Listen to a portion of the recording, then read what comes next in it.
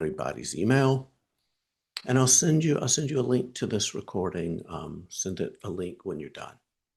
So excellent. A little bit about me. I'm Tom Zimmerman. I'm a therapist in Ohio. I'm an EMDR trainer. I'm an EMDR consultant. I run some of the large Facebook groups of EMDR therapists. One, which is probably how a lot of you found out about this, is like 34,000 EMDR therapists globally.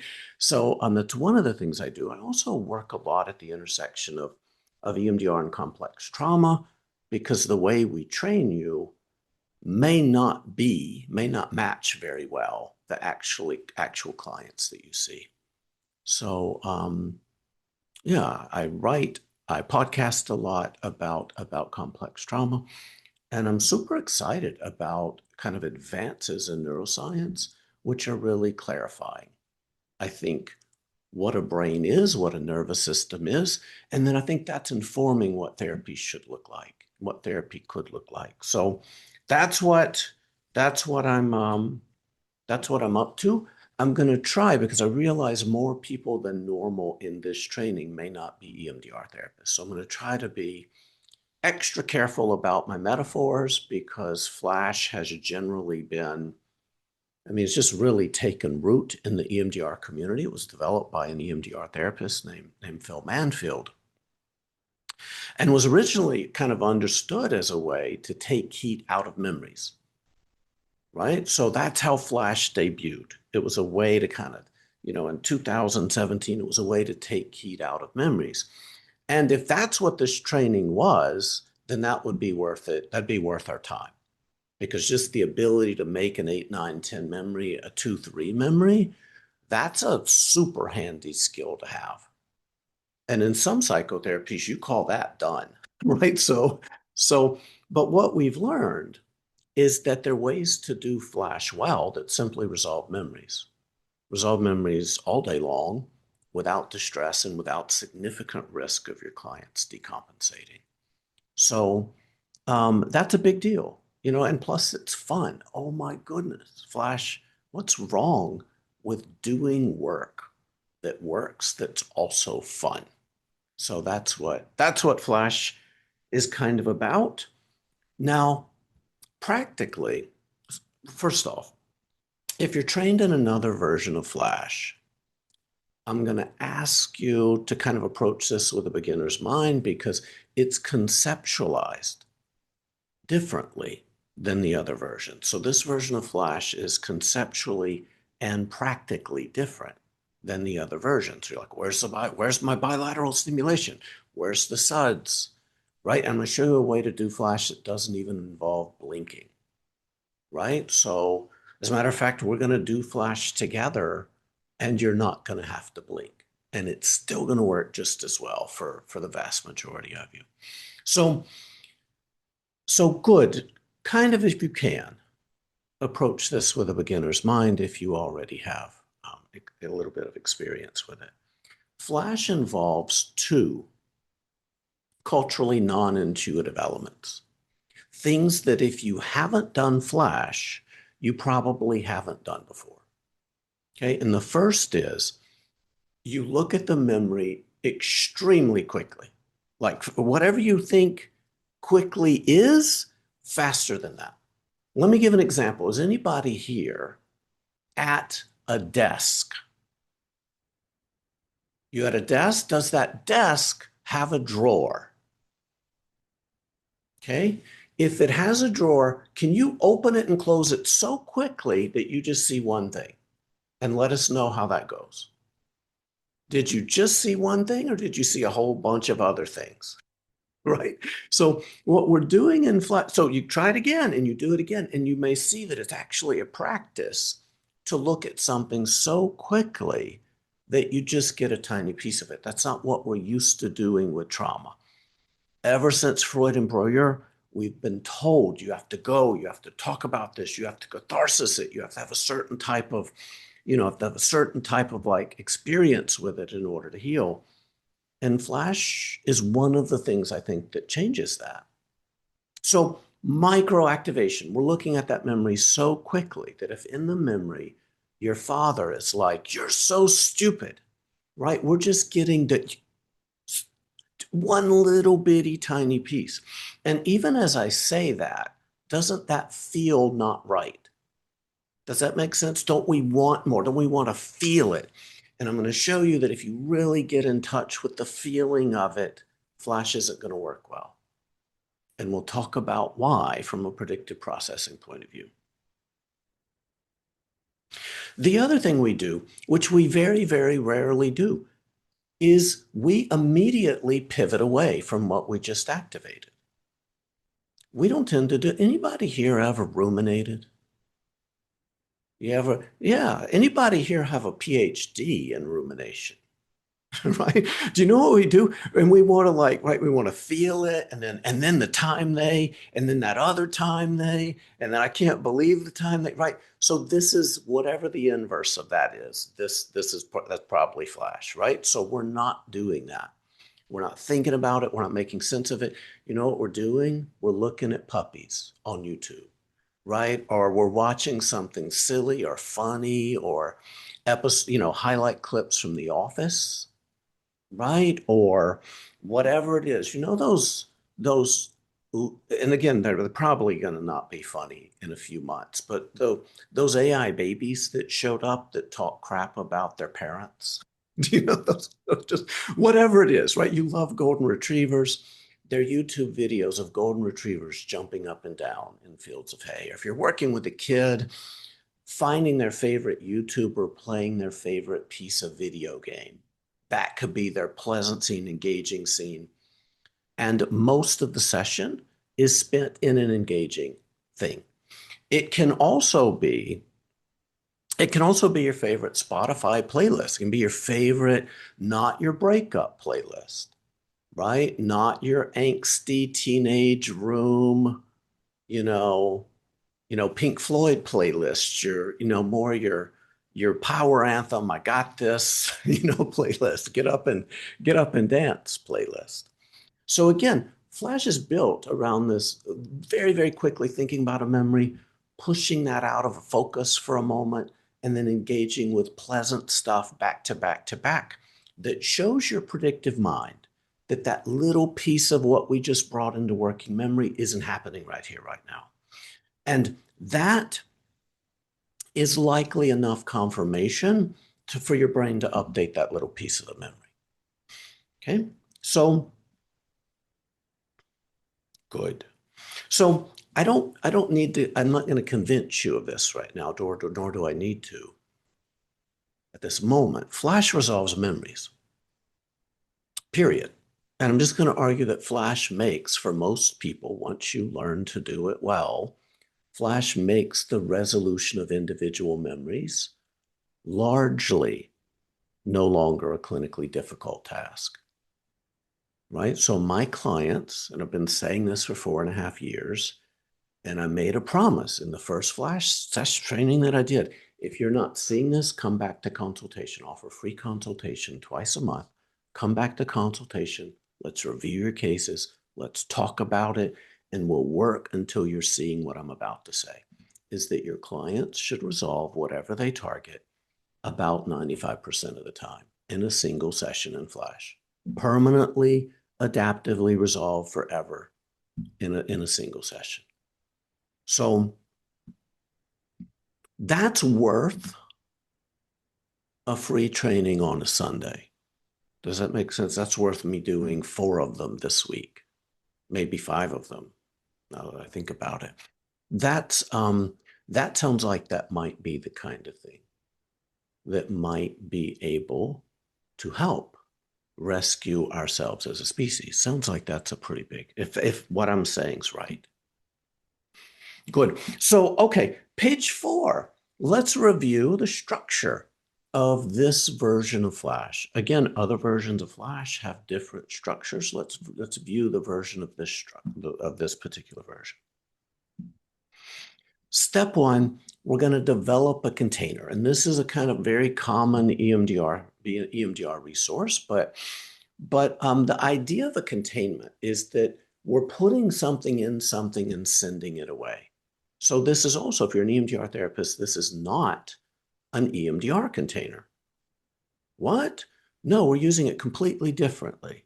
So let your EMDR container be your EMDR container. We're going to develop together a Flash container in a little while. You have multiple things in your bathroom that have bristles. If you're using them for different things, let them be their own objects. Does that make sense? So we're using Flash completely differently than we're doing in EMDR. And now is probably a good time to talk about that specific issue. Because if you came here thinking that Flash was like EMDR light, it's not. It's not like the Mandarin orange to an orange, right? As a matter of fact, if EMDR is like an apple, Flash is like a kitten, right? There's nothing that's going to let you understand one that's going to be helpful to the other. They're completely different approaches to healing. So that's why I mean, come at this with a beginner's mind if you can.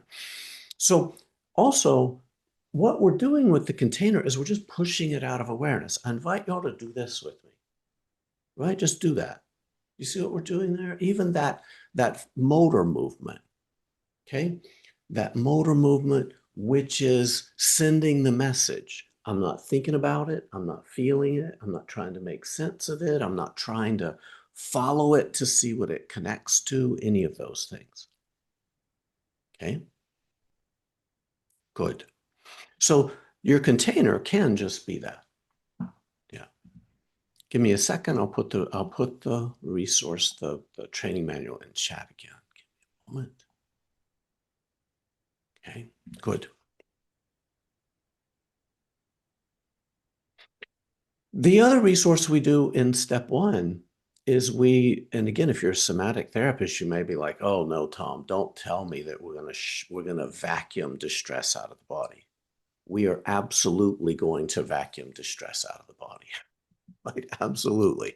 So, because distress in the body is going to cause problems. When we talk about kind of what we think is going on, a lot of distress from that memory in your right now body, your brain's not going to reach the conclusion that it's over. If it's happening in your body, it's happening right now. So distress in the body, if you think about that memory really quickly, and you all know you're a trauma therapist, you know, just thinking about the memory, boom, it's going to show up in your body. We have a resource to help get it out. I'll teach you that resource in a little while. Develop the calm scene.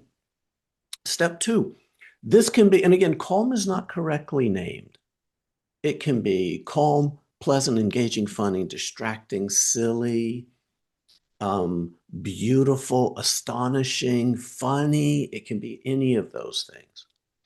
My client's favorite pleasant scene was a literal deli sandwich that they brought to session wrapped in deli paper. A deli sandwich.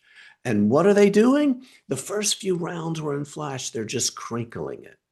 And those of you that have your own version of food pornography, you probably like, maybe it's for you, it's pizza or it's, I don't know what it is, right? But can you imagine like the right client with a sandwich?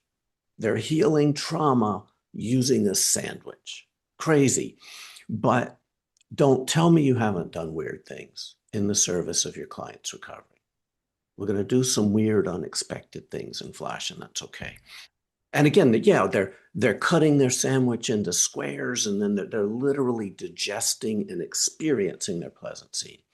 Those of you that have a pet that you like, right? You have to ask your clients, do you like them? And you can pet on an actual animal with your actual hand during Flash and resolve trauma. Okay? Ask your clients if they like them. I've done this. I'm like, no, I hate him.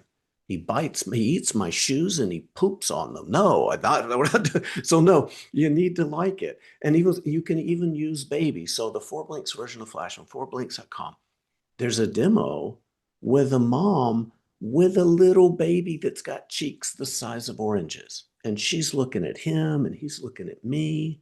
And she's healing trauma, just noticing this little piece of magic that has come into her life. So We need to engage in something engaging and compelling. Okay, good. Something engaging and compelling. It needs to be really kind of grab you, and it needs to induce a pleasant experience in your right now body. Okay, good. The other thing that we've talked about is if you just thinking about that memory, for some clients, that memory might grab you and pull you in. And now you're in the memory, and that is not what we want in Flash. So we need to use sensory grounding. The same sensory grounding we just talked about. We have it in place, and we don't go forward until clients are able to effectively ground in session. We're going to have their warm and cool drinks. We're going to have their grounding objects. We're going to have what they need to be able to do this reasonably safely. So those are our 4 resources: container, vacuum, pleasant scene, whatever that is. You can literally put on music, be off camera, because in about an hour and a half, we're going to practice this together. You can be off camera and dancing. I mean, you can be on camera if you want. People do that, but you can dance your pleasant scene. You can dance trauma out of you, a little bitty micro slice at a time. Once those 4 resources are in place, the 4 resources again are container, like pushing it out of awareness. We'll talk about why we do that. Shop vacuuming things out of your right now body. We have accommodations for all of these things because some people the vacuum's triggering, right? Because of medical procedures or because, I mean, Cinderella, if your childhood was punishment, vacuum is punishment in childhood, then vacuuming may be triggering. And then calm scene, and then grounding. Our 4 resources are like the 4 walls of the chimney that allow us to do this work. Okay, reasonably safely. They allow us to have this like fire without risking burning your house down that much. Okay. Once those 4 resources are in place or appropriate accommodations to them, then we're ready to start working. Okay. I don't need there's some exceptions when I'm not doing Flash really, really early in therapy. If I'm working with clients on the DID end of the dissociation spectrum, we need to do some parts work and really get consent from parts. But many clients that I work with, we're doing Flash probably 3rd, 4th, 5th session, and they're resolving trauma largely non-eventfully, 3rd, 4th, 5th session. And my clients with no joke trauma. Okay. While we're preparing to get them in the body for EMDR or other somatic approaches. Okay. So step 3 is where we identify the memory we're working on. And this is a problem. This is a challenge because I'm trying not to set your body on fire. We're selecting the memory, but we're not trying to activate it. And isn't that difficult with people with really difficult trauma? So what we're trying to do in step 3 is we want to point at an individual memory across the whole cosmos of everything you've been through, an individual memory. So what I may do is I may say, Jen, the memory that we talked about last time working on, is that the memory you'd like to work on today? Yeah, good. Do all parts of you think working on that memory is a good idea today? Check. Yeah, good. Okay, good. Just push the memory out of your awareness, blank it out, look at a blank wall or ceiling if you need to. Let me know when it's gone. Do you see what we did there? We did our target selection in a prior session, right? And you can do that. You can line up targets. But what I don't want the client to do is I don't want the client to start giving me a trauma narrative. Because what we're trying to do, so imagine this bean bag is the memory, okay? I want the memory to stay in your brain where trauma is.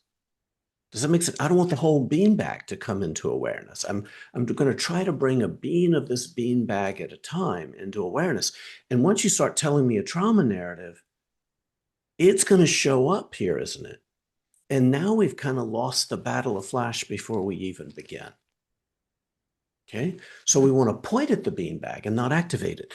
And even in research, so often people reference a memory as either being in working memory or not, as though it is a bowling ball that's either in our hand or not. But what we're doing in Flash is we're not working a memory at a time, we're working a little micro slice of that memory at a time. And those of you that are EMDR therapists, you do the same thing. It's just the slices are way bigger, right? So we're working a bean of this beanbag at a time. But if the client tells you too much about the memory, it's going to cause problems, and it's going to cause affect that's going to be problematic. Okay, so again, select the memory, but don't activate it. And if they do activate it, guess what? You have 4 resources right there to manage it. If they really activate it, we're going to ground. Grounding's the most powerful resource we have. So if this does happen, do you know what we can do? We can ground, get it far enough away from you that we can start microactivating. And to be clear in Flash, I want to be really, really clear. We are not starting with anything big first. Does that make sense? Think about Flash as like, I underhand toss you a tennis ball. If you've never played catch, I want you to make a little hoop, and I'm going to toss the ball into your hand, right? And then we're going to start tossing it. I'm going to back up. We're going to start tossing it. And then by the time we get to real stuff, by the time we get to a college baseball player throwing the ball at you, you've got a glove, and we want you to be able to use that glove and catch it reliably, right? So we're, even in Flash, we're starting with small things first, because this is not intuitive. Flash is not intuitive. Okay, so we need to make it intuitive, and that takes a little bit of time. So here's language for phase 3 as we go into phase 4. And just really quickly to jump forward into phase 4. In phase 4, your client is playing their calm scene video on YouTube. They're just playing it. And then we're saying blink every 5 seconds, or we're doing something else every 5 seconds. I'm going to talk about that in a moment. Okay, but here's the language for phase 3. So Jen, is there a memory you thought you wanted or you'd like to work on today? Yeah, is it an individual memory that happened at a particular place and time? Yeah, good. Do all parts of you think working on that memory is a good idea today? Check. Yeah, good. All right, push that memory out of your awareness, look at a blank wall or ceiling. If you need to, let me know when it's gone. They nod, let you know when it's gone, load up your calm scene. They press play on YouTube, and then we say blink every 5 seconds. Okay, so that's the transition from phase 3 to phase 4. Okay. In phase 4, this is where things get a little bit complicated, kind of like EMDR phase 4 is where things get a little bit complicated. But in step 4 of this version of Flash, you're in your calm scene and you're just trying to have a pleasant time there. Does that make sense? You're, whatever it is, you're noticing the dogs jumping up and down in fields of hay. And again, you can change the pleasant scene at any time and for any reason. But you're just in it. And every 5 seconds, the therapist says the word blink. Okay?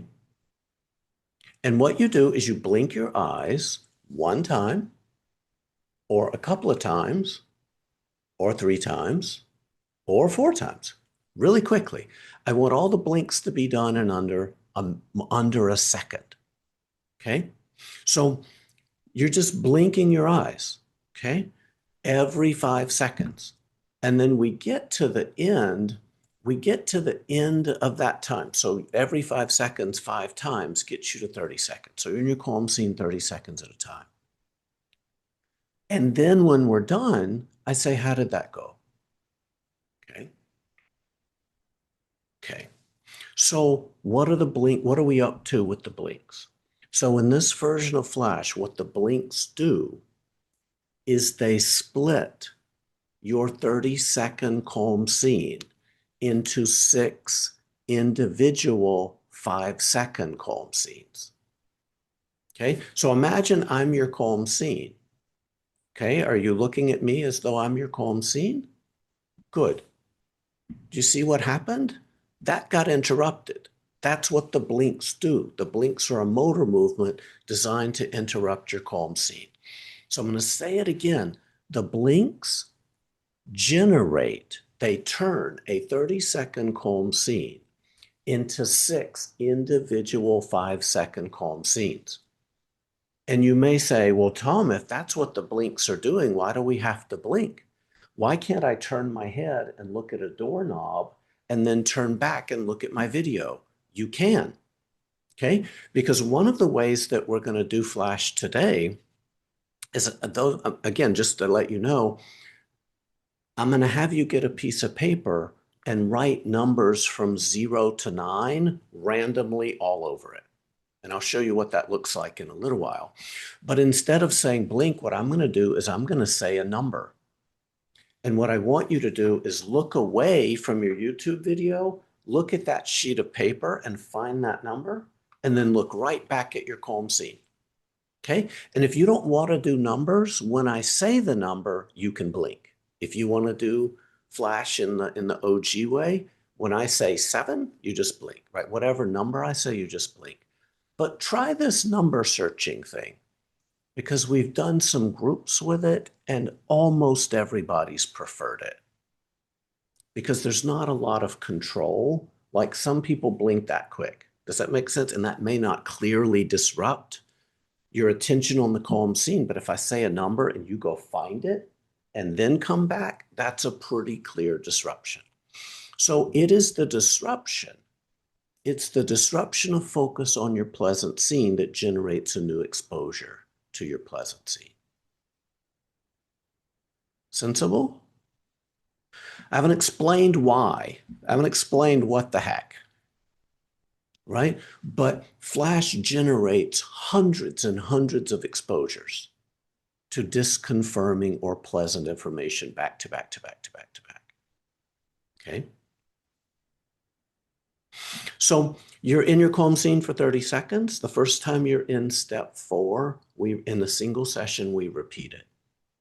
Why? Because it's your active ingredient. Have you ever started a mindful practice and it took you a little bit of time to get into it?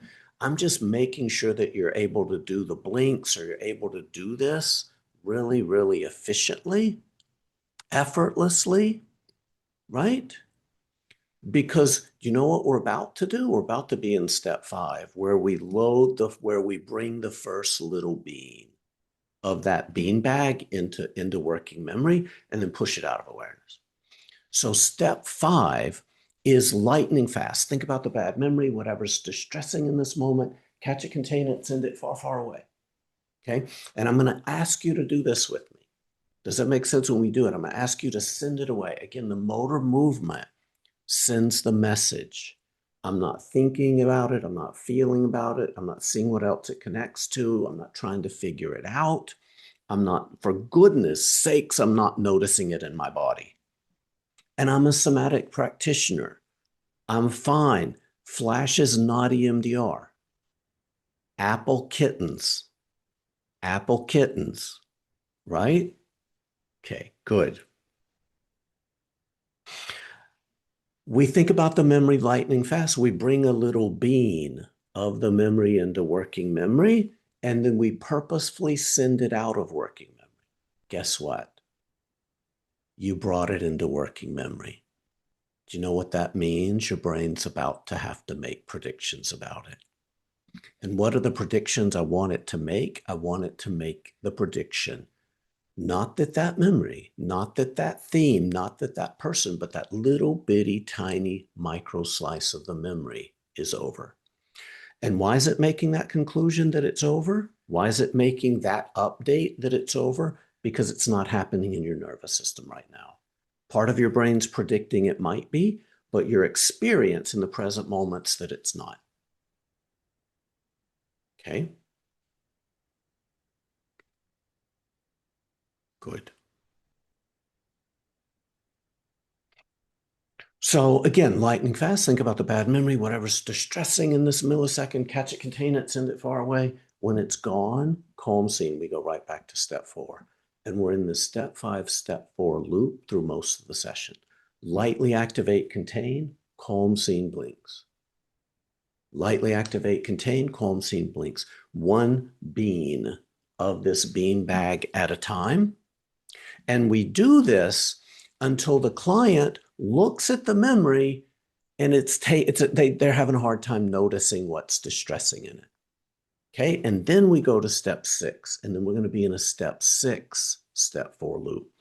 In step 6, and again, this comes from the Ricky Greenwald version of Flash, where I have you play the memory from the very first frame, and you let me know with one hand when you find the first little piece of distress, and we immediately contain it. So identifying distress and containing it are part of the same motion. So also remember Karate Kid back in the day with the whole, we're trying to make this a motor movement. So the moment you identify distress, it's moving away from you. So in this version of Flash, all of the micro pieces of distress are always moving away from you. They're never sitting and growing in your nervous system. And if they are, we're going to stop and use one of the resources to manage it. You do not push into distress in this version of Flash. You do not push into distress the way you do in EMDR and in other therapies. Again, apple kittens. Okay?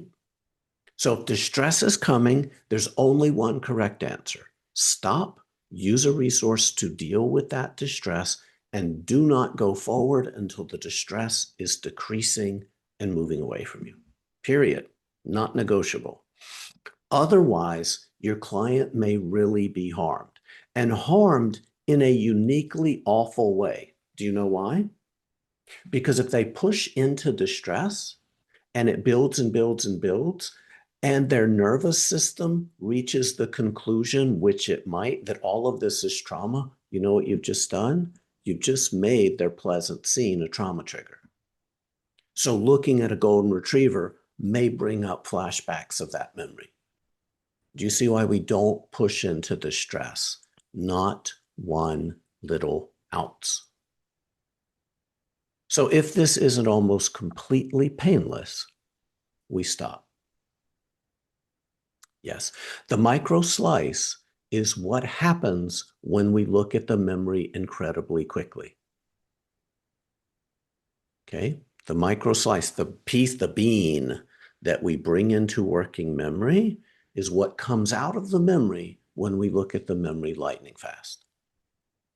Okay, good. So we do this until you can't find distress when looking at the memory, and then we play the video. And here's language for that. Now that you can't find distress, play the bad memory from the very first frame and let me know when you find the first piece of debris. Good. Catch it, contain it, send it far, far away. Let me know when it's gone. Let me know when it's gone. Calm scene. Load up your calm scene. Let me know when you're there. Good. Blink, right? And then every 5 seconds, blink, blink, blink, blink, blink. How did that go? Good. If that went good, return to that piece of the memory that just had distress in it. Is there any distress in it in this moment? No. Play it forward. Let me know when you find the next piece. Good. Catch it, contain it, send it far away. Let me know when it's gone. Good. Calm scene. Let me know when you're there.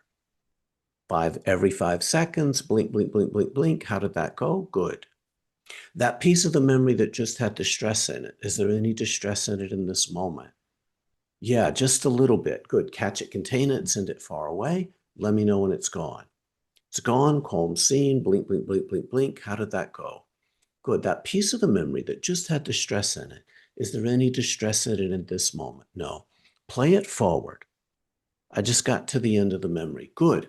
Turn up your sensitivity so that you would notice a 1, so that you would notice a 0.5. Play it again. Play it again from the beginning. Let me know when you find the first piece of distress. No. When you can play the memory from beginning to end in this version of Flash and there's no distress on any channel, you're done. You're done. Okay. And I have a client who's in her 70s who I've been doing this with through the phone for a few years now.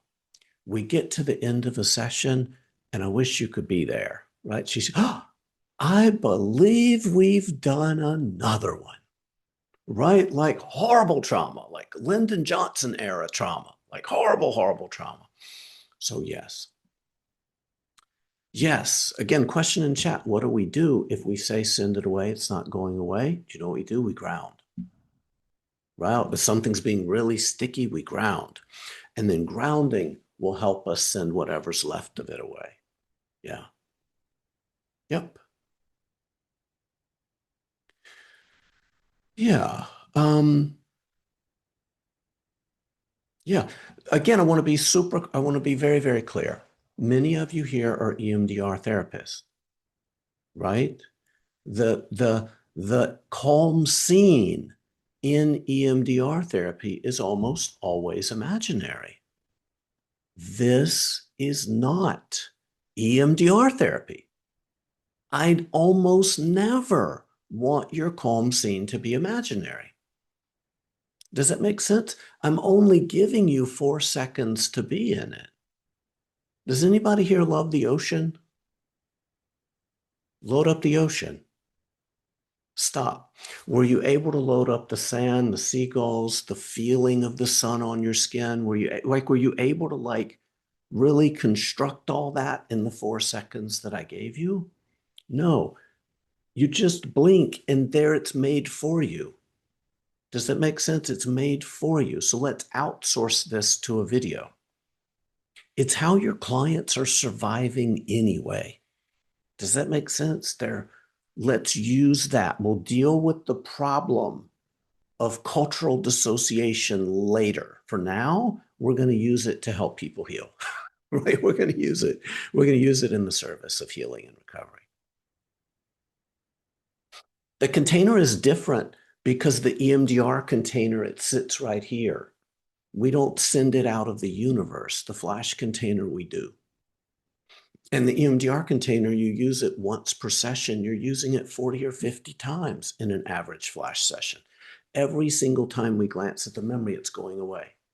And again, you don't have to put it in an actual box. It's just a metaphor. This is also containment. Just the act of sending it out of working memory, out of awareness, out of focus is also containment. Good. We're going to cover the resources in a minute. So, all right, what in the world? What in the world is going on here? And if you're thinking, it sounds, Tom, like we're spinning and confusing our clients around so much that they don't even remember the memory that they're starting with. That would make sense that you would think that, but that's not what's happening. What's happening? What's happening? Okay, good. Yes. Sorry. In chat, there's also a question about aphantasia. And the resources, many of these resources are visual. So we're going to have an accommodation for them. So I believe, again, this is an EMDR example, but I believe hundreds of thousands of people have shown up to EMDR therapist offices and they struggle visualizing. And they never got to processing because we didn't have nuanced ways of getting them through resourcing when they may have been born not being able to visualize. So there are many accommodations here. The video calm scene on YouTube is a great accommodation for people that struggle visualizing. It's literally generated for you. And what about people with vision impairment? It doesn't have to be visual. It can be music, right? It can be music. Well, how are they blinking? It doesn't have to be blinking. They can clap. They can engage in any motor movement that distracts them a little bit from their pleasant scene, which thus generates a new exposure to the pleasant scene. So there are many, many, many forms of accommodations to all of these resources. Okay, so what is going on here? And many of us have been trained in triune brain. Triune brain, limbic brain, brainstem, neocortex, right? That kind of a model that we've been trained in forever. It was a great model, right? It like replaced the but that kind of keratological versions of like trauma and recovery, that say people, war people are breaking because there's something about their character that's really weak as opposed to the people that aren't breaking. Triune brain comes along and says, no, you just have a 150 million-year-old limbic brain that's running old software, right? It's running the programming of ancestors. As a matter of fact, triune brain says you have three brains and they're largely fighting it out, but your limbic brain usually wins. As a matter of fact, the whole point of mindfulness is to calm your limbic brain down so that your more neocortex regions can reign more of the time, that old model. Problem is, first, triune brain's older than I am, and I have gray hair. The other, it's built on an evolutionary model that has been roundly disproven. The core vertebrate evolutionary assumptions of triune brain, you're not going to find a serious person on the planet who's going to argue with you about that. It's just simply not true. It's a metaphor that's had its life because we've been endlessly teaching it, and it's intuitive and it makes sense and explains really well. But I'm just going to suggest, if we have a 150 million-year-old limbic brain that is running 150 million-year-old programming, we're screwed. Does that make sense? What we're learning now about our predictive brain is that your brain is always on until you die. All parts of it are communicating with other parts of it all of the time. Okay? Your brain is always changing. Isn't that good news? It's always changing. It's just the trauma parts are sticky. Why are they sticky? Because they contain salient learning, and they're not meant to be updated without a compelling, sensory, present-based disconfirmation. Okay? We know this, don't we? What is amazing about Flash is we're not updating the memory. We're updating a little bitty tiny piece of it at a time. And you know what a little bitty single moment in a childhood that lasted 158,000 hours is? Do you know what a single instance in that is? It's something that's not easy. It's not hard at all to change if you give it the right type of present-based sensory disconfirmation, if you give it the right type of prediction error. So we've been used to brains. We've been used to an idea of a brain where we largely see the world as it is, right? We're just seeing and absorbing the world as it is, right? What that means is that you see a tree and the image of that, like the light, the different wavelengths of light are hitting the back of your retina. It's being converted to electrical impulses. And then that's moved deeper and deeper and deeper into your brain, where ultimately meaning emerges and sense emerges. But what we're finding when we actually look at what a brain is that's not how the brain's wired.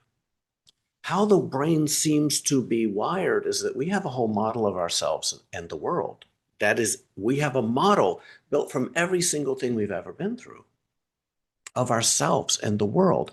And our brain makes predictions about what we're about to sense based on that model. That's what's coming down. Perception begins with predictions about what's about to happen. And then when those predictions don't match what your actual sensory apparatus are providing, prediction error is returned. And when prediction error is returned, back up deep into the brain, your brain has two choices. It can use that prediction error to now generate a whole new cascade of revised predictions.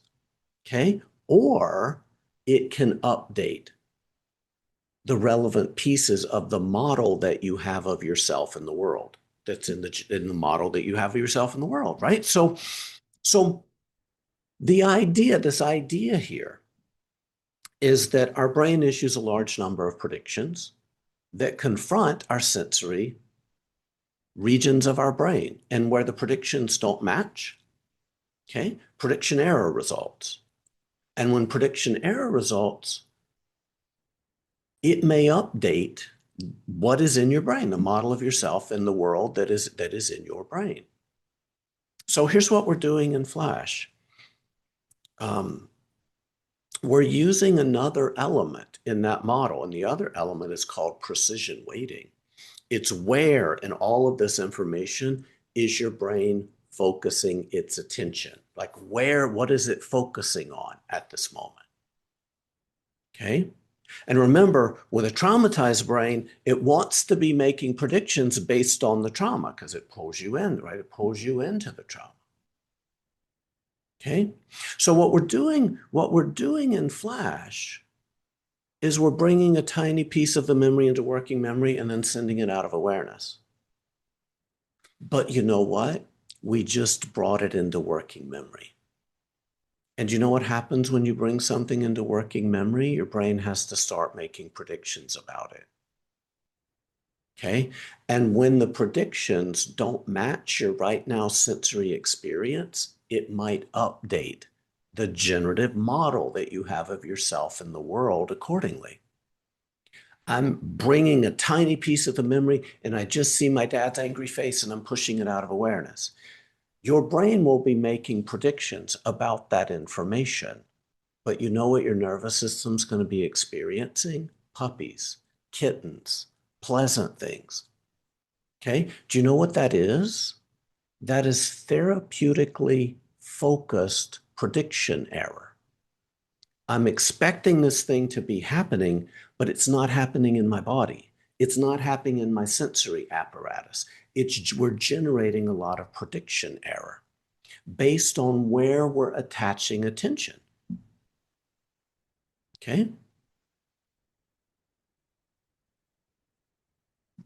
This idea that we can update little pieces of the model that we have in our heads through therapeutically focused prediction error is not new, right? It's the reason you don't have plastic baseball bats and beat the crap out of your clients when they come in.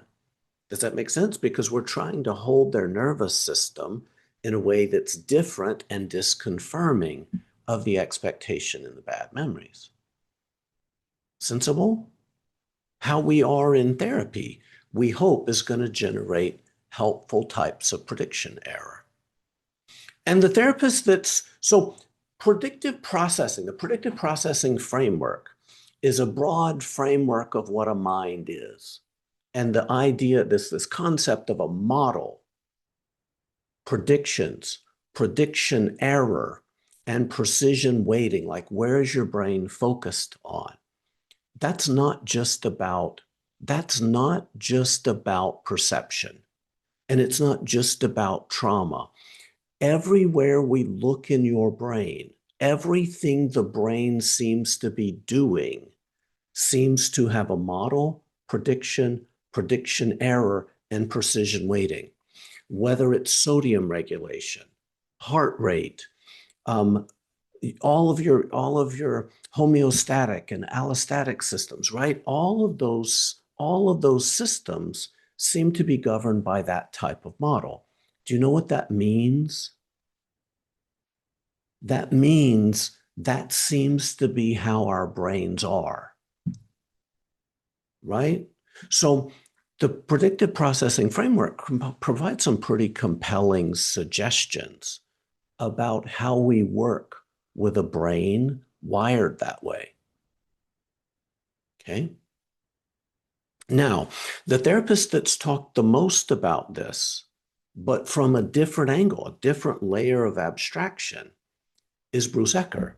And one of the things Bruce Ecker says, if you're familiar with his work, one of the things Bruce Ecker says is, if you want to update difficult information, activate some of it.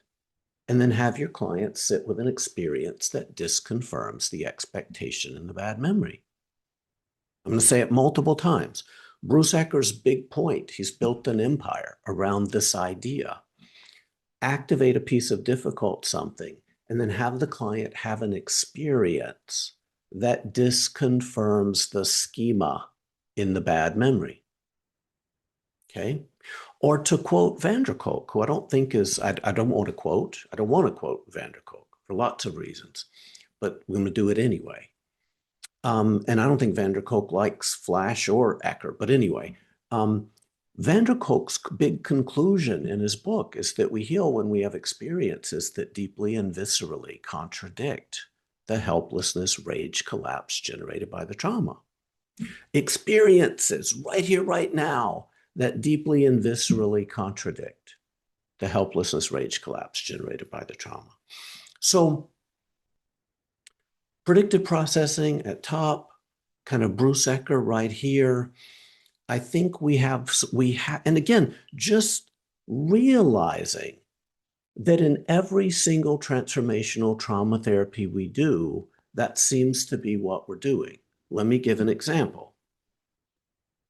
In EMDR therapy, the difficult stuff doesn't just resolve. What does it do every single time?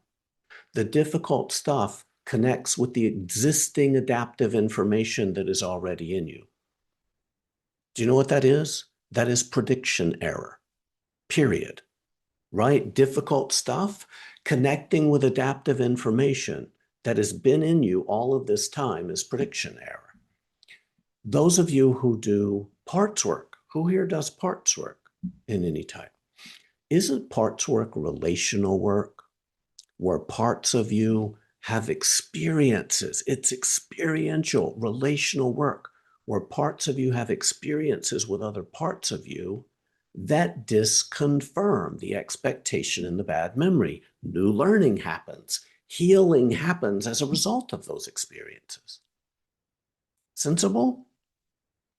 Those of you that follow EMDR 2.0, right? Ad de Jong and Susie, they're out there talking a lot about taxing working memory. I don't know whether we're taxing working memory, but you know what every single EMDR 2.0 session I've seen, they activate the heck out of a client. You know what they do?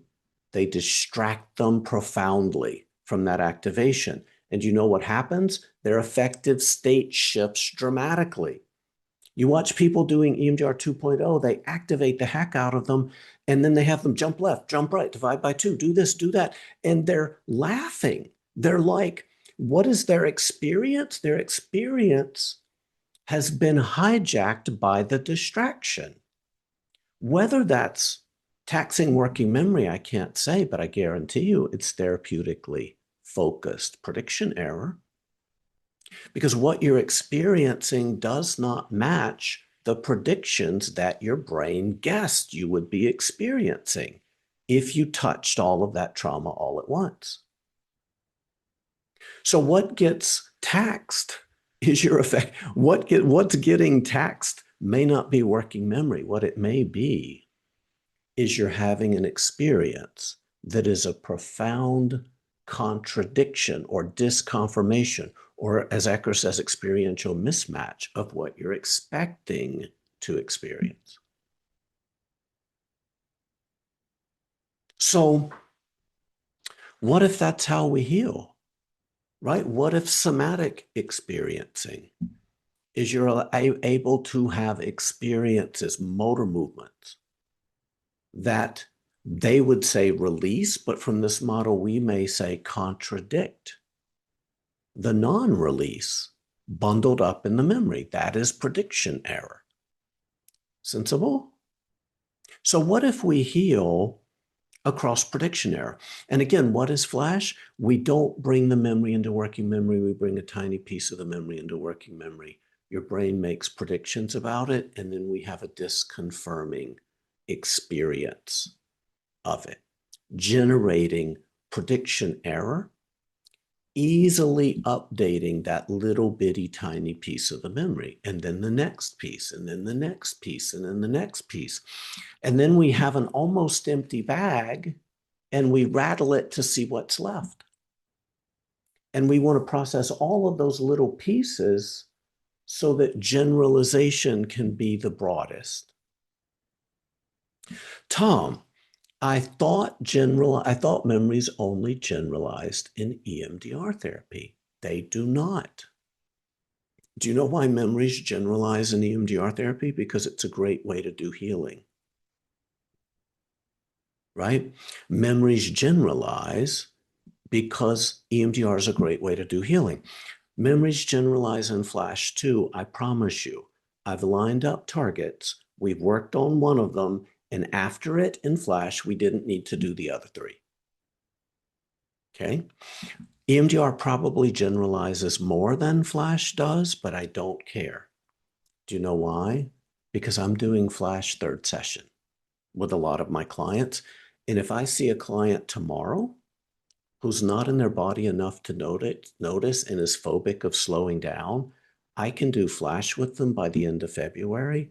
I'm not doing EMDR with them before October, probably, if we do really good work, including the work that we're going to do in Flash. Okay, so again, does this make sense? I know that I'm kind of teaching you something new, and I'm also throwing a whole new view of the brain at you.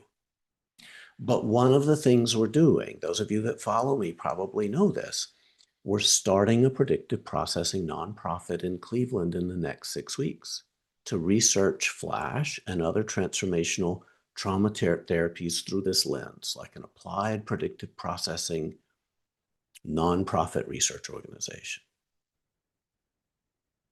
And prior Flash trainings have funded it from the last few years. Again, a common question that just showed up in chat, why would we do Flash? I mean, why would we do EMDR if Flash resolves memories? The way I think about EMDR, well, let's go about EMDR first. EMDR is like the big mower that they pull behind a tractor, right? It could just clear out like 24 feet. Flash is like a weed eater, right? It's like a weed eater or even a push mower. Do you know what a weed eater and a push mower are going to do? They're going to let you manage the catastrophe of the front lawn. They're going to let you start somewhere. Does that make sense? You're actually going to be able to let healing start. So other people come to consultation and they're like, Tom, the client wants to do so much Flash that I'm afraid we're not going to have time to do EMDR therapy. I'm afraid they're going to process all of their trauma in Flash. And I will say, will you just say what you said and listen to your damn self? I don't say that, I think it, right? I'm afraid my client is going to process all of their trauma in an effective way, but they're not going to do it in the way that I somehow feel like I want them to do it in. Does that make sense? That's insane, right? So it may be that ultimately you don't like Flash. Does that make sense? And again, that's fine. But what I will say is you shouldn't have in your own mind a particular amount of suffering that your client must experience for you to believe it's real. If they're telling you when they're done, that metric meets the same metric that any other resolved memory that you've ever seen meets. Sensible? So maybe Flash isn't going to resonate with you, but don't tell me this isn't good, right? Don't tell me that this isn't good as a good option for our species. The ability to heal without distress is as compatible with the Western. If Flash were fast food, it would be right next to a Taco Bell, right? I mean, it'd be right there. This is how we can heal while engaging in pleasant dissociative experiences. And you know who's going to love that? Your dissociative clients. Questions about this working mechanism stuff. I know it's a lot. And really quickly, those of you that do follow Ecker is really, really looking. Ecker's like, what is the experience that you can have that's going to really, really. Bruce Ecker is trying to change a whole schema all at once. And what are we trying to change? A little bitty, tiny micro slice of a memory. So the key that you need to get into the Bank of America vaults is not the same key that you need to get into a moped in Des Moines. Make sense? So it's the same thing. It's just at the level Bruce Ecker is working, you need a really, really precise lock. At the way we're working, it can be a puppy. It can be a bubbly hot pizza, video of a bubbly hot pizza coming out of a stone oven. That's disconfirming for many clients. Again, assess for disordered eating. Don't show your clients with eating problems food. They have with all of YouTube that we can borrow from and pull from. Good. What questions do you have? Yes, I am looking for volunteers for the research nonprofit. If you have superhero powers, you have experience running nonprofits or running research, or you just want to go on a really cool adventure, email me. Email me. I'm going to email you when we're done, and we can work together. This is a research training collaborative, right? We're not doing this for tenure. We're not doing this for speaking engagements. We're doing this to change how mental health services are delivered in our lifetime based on what we're learning about what a brain is. And if that's not a message people can get behind in our time, I don't know. I don't know. I don't know. I think we're going to be okay, though. I mean, I think we're going to figure it out. Questions? Does working make a fufan? Yes. I have a few questions, but I'm gonna start with one. Like, why do we need to break up one conf theme to six? Yeah. What's supposed to doing that? Yes, I've done dismantling of that here in Cleveland, and some of the research we're going to be doing is going to show this clinically, hopefully. Or if not, it's going to show even more fascinating things. Do you know what happens when you don't blink in Flash? The memory still resolves, it just takes 2 hours. Do you know why it takes 2 hours? Because what's healing you isn't the depth of your calm scene. It isn't the calmness of your calm scene. It may be the sheer number of redundant exposures to it. Does that make sense? And it takes 2 hours to get to the hundreds of disconfirming exposures when you don't blink at all. So the blinks, I'm going to say it again, and hopefully it's going to like click in. Do you know what I mean? How sometimes like things click in? The blinks generate a large number of disconfirming experiences. And it is the large number of disconfirming experiences that updates that memory a little bit at a time. So in each 30 seconds, you're not having one experience that's disconfirming, you're having six back to back. Yeah, Naomi. You might talk about this later, but I'm curious about choosing a memory. I know in Yeah, the Philip Mansfield Flash, he wants to make sure there aren't feeder memories yeah, potentially. I'm assuming for generalization. yeah. So Yeah. here's the dilemma.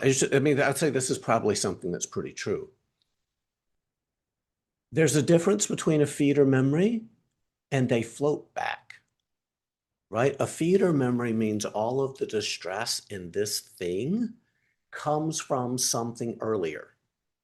Okay. Those things exist, but they're very unicorn-like. Does that make sense? You're just not, and if you think you're seeing feeder memories all the time, you're not. You're seeing floatbacks. Does that make sense? Or what? That there's a difference.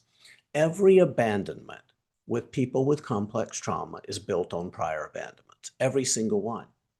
Okay. Now, let's imagine it's Christmas and you go to in-laws and someone breaks into your house and steals every gift you have in the house. They steal it. Okay. You know what a lot of EMDR therapists are going to do? They're going to float it back to when you first believe I couldn't handle it when you're being dropped off at elementary school in blah, blah, blah. Somebody broke into your house. That's distressing. Does that make sense? There's enough distress there for us to process that. So my clients, once they are prepared, okay, we can work very recent, very small. And then once they do that and we get to big memories, my clients, fourth or fifth session, may be working on the attachment wound memory that most broke them in childhood. And you know what's happening? It's resolving 95% of the time in a single session. Come to consultation, we'll talk about it. If that's not what you're finding, come to consultation, we'll talk about it. If you start with that memory as a first or second or probably third target, that's not going to go well and you're going to have really bad outcomes. But within a short amount of time, you can get there. And again, the other thing that's out there about some versions of Flash, this is a very specific version of Flash. I'm not worried once they are prepared and they can do Flash well, I'm not worried about whether the memory is an attachment wound or not, because you're not feeling that. And it's the feeling of it that's god awful. Does that make sense? We're processing the information as information in Flash, not as distress. Okay. So if you can microactivate that, which is hard, because again, trauma, those of us with complex trauma, trauma wants to come into the room like Kramer. Those of you that remember Seinfeld, right? Trauma doesn't want to come into the room a little bit at a time, right? So if your client can microactivate, if they can do what you're asking them to do, that memory is likely to resolve. And it doesn't matter what it's connected to. The vast majority of the time, we're not thinking about that. We're not loading it up in the body, and all those other things don't want to come because we're not sitting with the affect of it. Yeah. Good. Other questions about any specific questions about working mechanism that we can explore? Does this make sense? Predictive mind stuff. If you're interested in this model, I'm going to be doing a book group again. So maybe I'll put that in our closing email with the video. One of the books we read and we'll probably read again soon is Andy Clark's The Experience Machine. It's a really good overview of the predictive mind because many branches of neuroscience are coalescing around this idea of a predictive mind. It explains things that other models can't. It explains neurodivergence in a way that is mic dropping, right? It explains schizophrenia. It explains, for goodness sake, pain in one of the only non-pathological ways I've ever heard of. The boundary between organic and psychogenic always was a metaphor. We don't experience anything directly, not this world and not ourselves. All pain, all experience is a byproduct of your predictive system.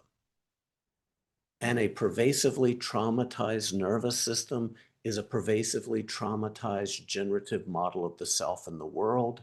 Many of your predictions are going to be awful, including those that construct your current emotional experience and your current somatic state. Okay, good. Again, Andy Clark, The Experience Machine, is a really good place to start if you're interested in learning about predictive processing. And at some point, I don't know when, put it in your calendar, at some point in 2027, 2029, we're going to have to let triune brain die. We're going to have to just give its eulogy. It's not defensible when your clients have Google and 9 out of 10 matches are going to say a roundly disproven view of neuroscience. Developed by somebody born in like 1912. Okay, so we can learn new things. We can learn new metaphors. We can learn new things because the world contains them. Okay, good. Good. How do I incorporate Flash as an EMDR therapist? If you're not prepared for EMDR, we're going to do Flash. If you're willing, you want to. Does that make sense? And we can do it while I'm preparing you to do EMDR therapy. You think, oh, that's going to slow down EMDR therapy. It is not. Do you know why? Because we're treating the presenting issue sooner. And you know what happens when you treat the presenting issue sooner? People get better faster. I'm not waiting 9 months to provide treatment. Can you imagine if you went to the hospital and you had to wait 9 months to get the antibiotic to be healthy enough to have the antibiotic that's going to cure you? That's silly. Flash lets you treat the presenting issue sooner. You're going to be able to do EMDR or whatever else you're doing sooner. That's good, right? And then once you have EMDR and you have Flash and you have parts work in your toolbox, you know what I ask my clients? How do you want to work today? Those of you that do parts work, those of you that do parts work, if your client comes to session and they say, there's stuff that's really been activated, I really want to do parts work today. Are you like, oh man, I was hoping you'd do EMDR today? No, we're like, let's do it. Does that make sense?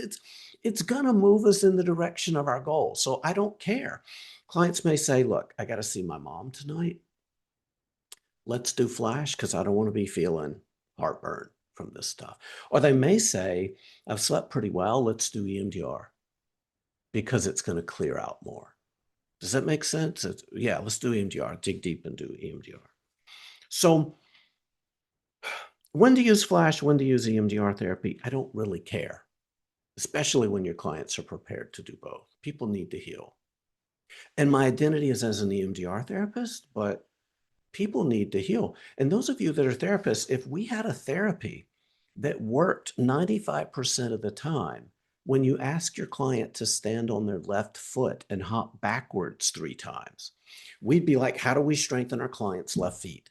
Do you know what I mean? We'd be like, how do we do that? Right? Because we're in the business of healing, right? We're in the business of healing. Sensible? Okay.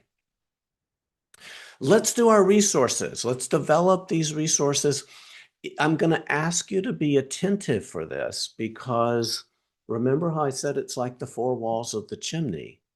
Don't do this practice if you don't have the walls of your chimney, right? It's a Sunday evening or afternoon for many of you. Like don't do, let's do these resources.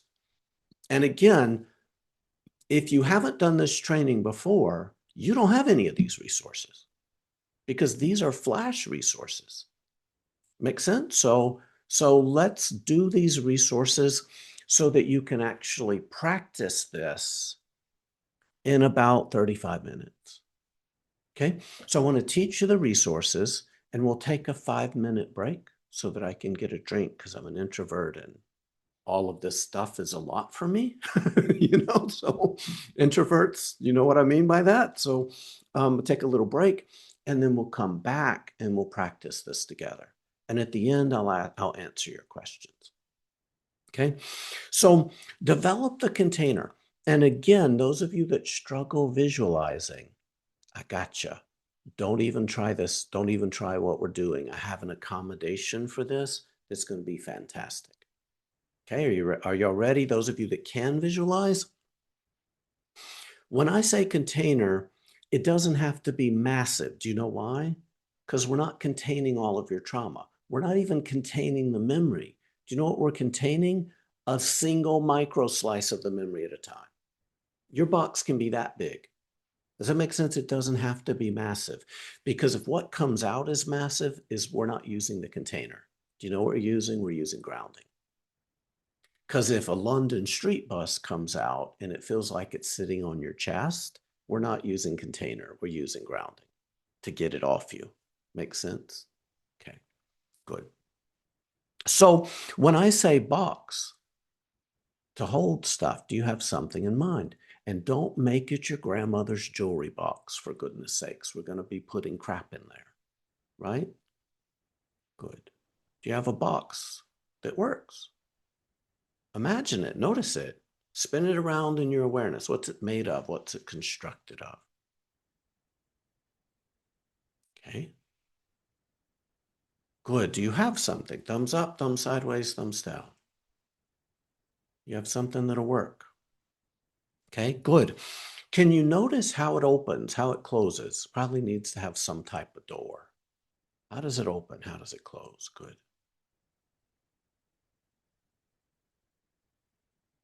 Okay, good. Can you imagine a blank Post-it note Pull it off the little stack and just imagine that Post-it note going into your container, or imagine a little paper clip or something small that doesn't really have any value really going into that container, and see the door close, feel the door close. Okay. Does it feel like it's in there? Does it feel like what you put in there is in there? Good. See, we're testing object permanence. We're making sure that container can contain. Now, this part's a little bit tricky. Can you get your container magically and send it away from you? Use your hands. Send it away from you and have it fly through your wall, out past the sky, out of the solar, like out of the gravity, past all the planets and beyond the object formerly known as the planet Pluto. Can you just send it far, far, far away? Far away. Good. Does it feel? Can you feel that distance? Does it feel far away? Good. You know what we've just done when we did that? We created room for all of our awareness to be in our calm scene. Do you see what we did that? So the reason we push it away is so that it doesn't hang out here and mess up our calm scene. So some of the things we're containing may be things that were important for survival. They may not be bad. Some of the things we're containing, we push it far, far away so that it's not junking up our pleasant scene, because it's our pleasant scene and the experience in it that's healing us. Okay? Okay. Now, those of you that struggle visualizing, we have people, anybody here that struggles visualizing? Okay, good. Here's what I do. In my office, and I'm going to have an accommodation for the beanbag. In my office, I have 50 of these. Green, yellow, blue, orange, I forget the other colors, right? But what we do is the client, the beanbags live in a basket, wicker basket, okay? I dump them out on the little coffee table between us. And then I put the basket across the room against the wall. Okay.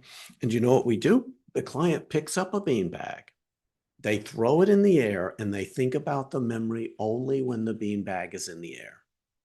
Okay. Only when the beanbag is in the air, and whatever is associated with distress in that memory, that little piece that we encountered when the beanbag was in the air, goes into the beanbag, and we throw it across the room toward the wicker basket. Do you know what we've just done? We've just outsourced visualization to an actual object that is flying across the room away from you. Okay. And those of you here, you may be like, Tom, I don't have a beanbag, but you know what you have? You have a random piece of paper somewhere. Can you cut it? Can you rip it into strips and then rip that into cubes? And you know what you can do? You can make a little ball of paper. And those of you that do telehealth, you can do this too. Make a little ball of paper, and then you throw the paper up, catch it, and throw it away.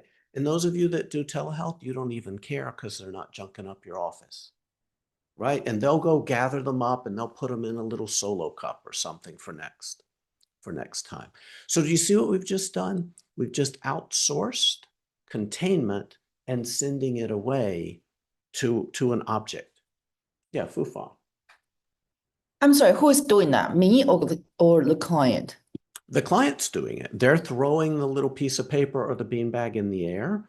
They are catching it, but they're thinking about the bad memory only when the thing is in the air. So it is a timer. Does that make sense? It's a timer, and it also makes the distress concrete. I'm telling you, this is elegant. For those that struggle visualizing, try it. It's also elegant for people that really struggle microactivating. Do you know why? What do you have to do to catch it? You have to track it with your eyes. What do you have to do to track it with your eyes? You have to be here in 2026. Does that make sense? And all over the world, do you know what happens when people don't catch something? They are courteous and they go pick it up. Do you know what you have to do when you drop something? You have to marshal attention and focus and look at something and marshal motor movements to go bend down and pick it up and then throw it away. Does it make sense? All of that is very present-based awareness and noticing. Okay, good. I'm sorry, what step is this? Is that 1, 2, or That is 4? that is container. Okay, Thank- that is containment, but we're doing it in step 4, which is when, right? Because think about the memory, catch it, contain it, send it far away. So step 1 is where we build the container, and step 4 is where we use the container. Okay, good. And we're talking about it in step 1 because we can't use it in step 4 if we haven't developed it in step 1. Okay, good. Do you have a container, or do you have an object that you can do with your beanbag? You mean like you literally have a little pieces of paper that you can use, or little toys, or little bouncy balls, or little whatever? Yes, Flash is dollar store compatible. You can go get the little cush balls and the little, right, and they could just be all over your office while your kid clients are watching YouTube videos of their favorite YouTuber playing their favorite piece of video game.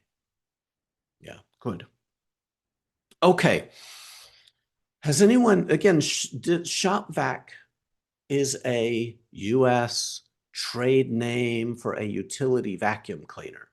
So if you're in Australia, they call them Hoovers, I've learned. And or have you ever, if you haven't used the utility vacuum cleaner, have you ever used the vacuum cleaner and pulled the hose off of a canister vacuum cleaner and maybe did cat hair or something like that? Or have you ever dropped coins into a vacuum at a car wash?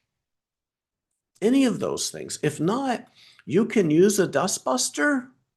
Anybody use the dustbuster? But I want you to make it like 10 times more powerful, because dustbusters are really, really weak, I think. Apparently, I'm a connoisseur of vacuums, and I find dustbusters weak, especially after using them for a few months. So, okay, do you have a construct of a vacuum cleaner?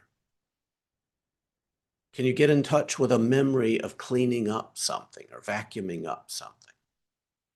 Okay. Okay. And while we don't do this normally, I'd like you to practice it by seeing if you have any stress in your body. Don't use it with pain. Don't use the dustbuster with pain. But is the world stressing you out in a way that's having it show up in your body a little bit? And can you find it? Turn on your vacuum and move the vacuum hose or whatever it is over wherever it is. It's helpful if you use your hand and just vacuum. Don't let it pull your skin, right? Don't let it pull your skin, but see if you can see that stress leave your body like a kind of colored smoke going into that shop vac hose, that vacuum hose, wherever it is. You don't have to get all of it, and you get some of it. Okay, good. How'd that go? Thumbs up, thumbs sideways, thumbs down. Okay, those of you that struggle visualizing, what I want you to try to imagine is, can you feel that stress in your body?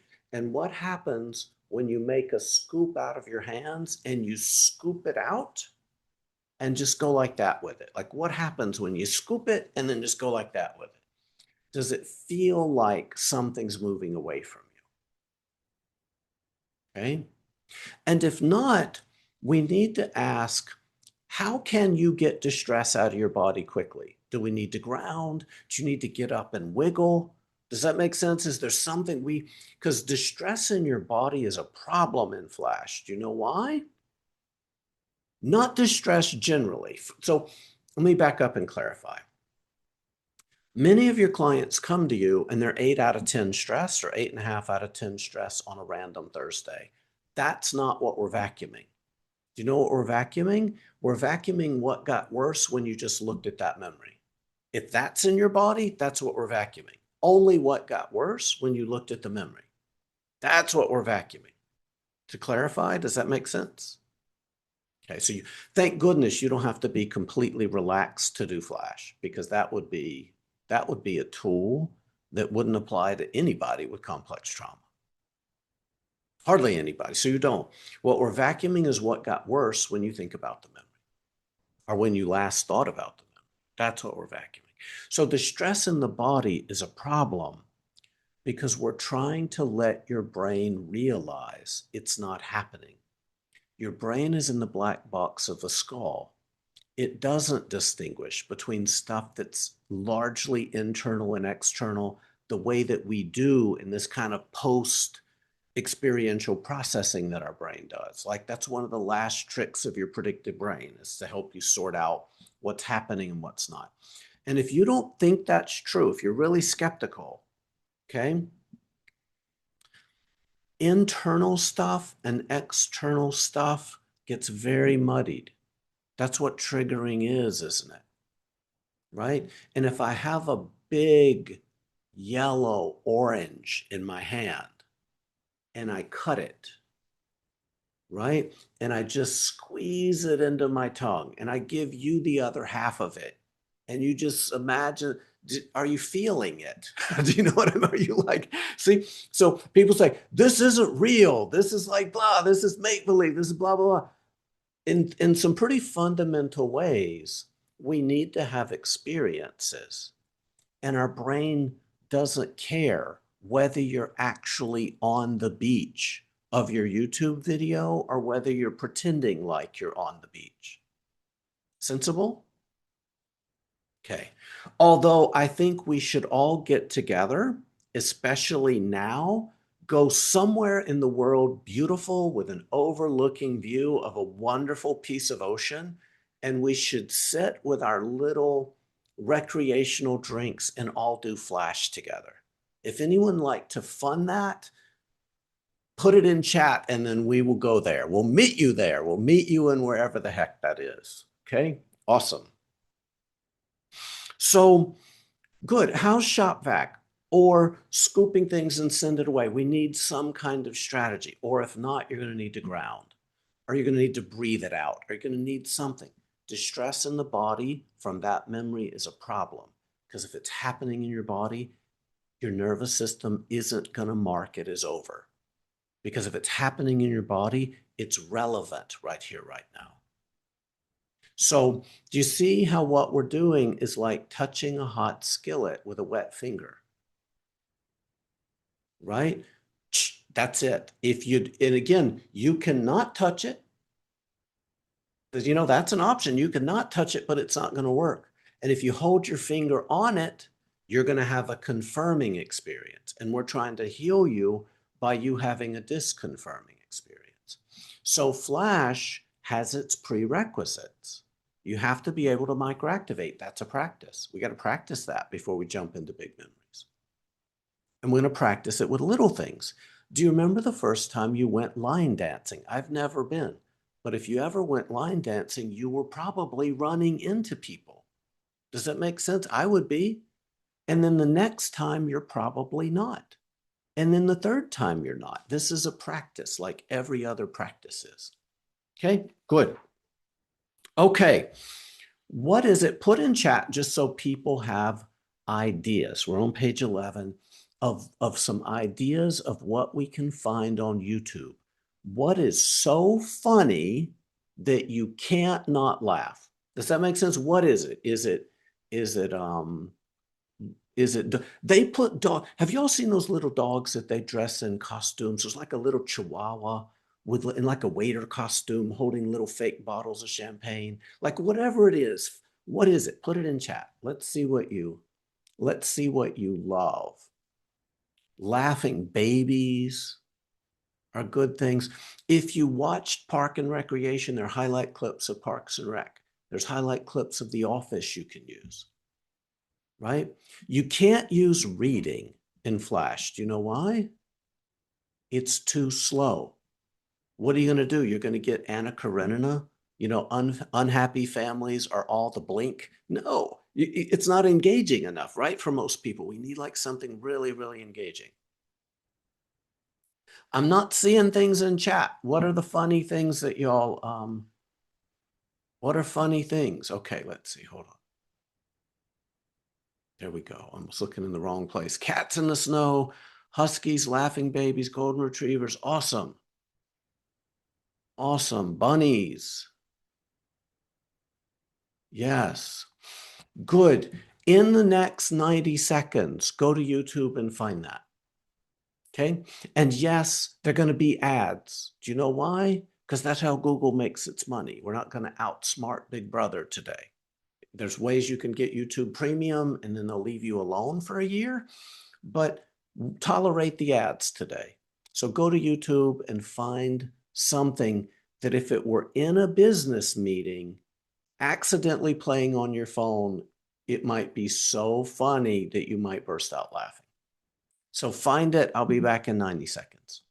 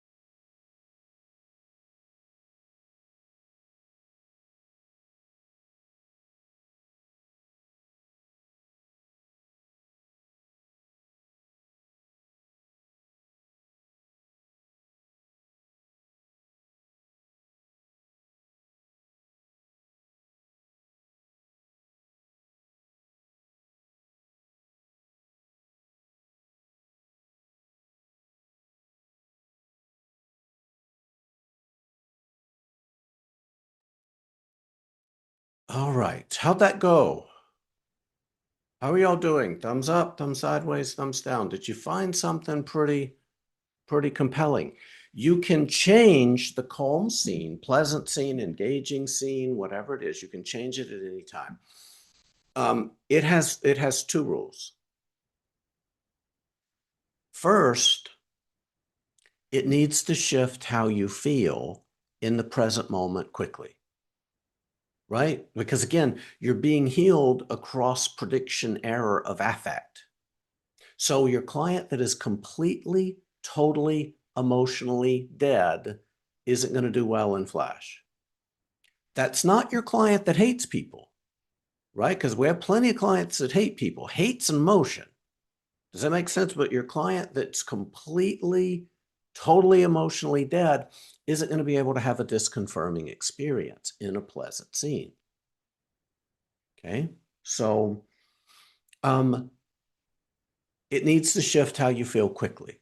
Does your pleasant scene do that? Okay. The other rule of it is it cannot in any way intersect with the bad memory you're working on.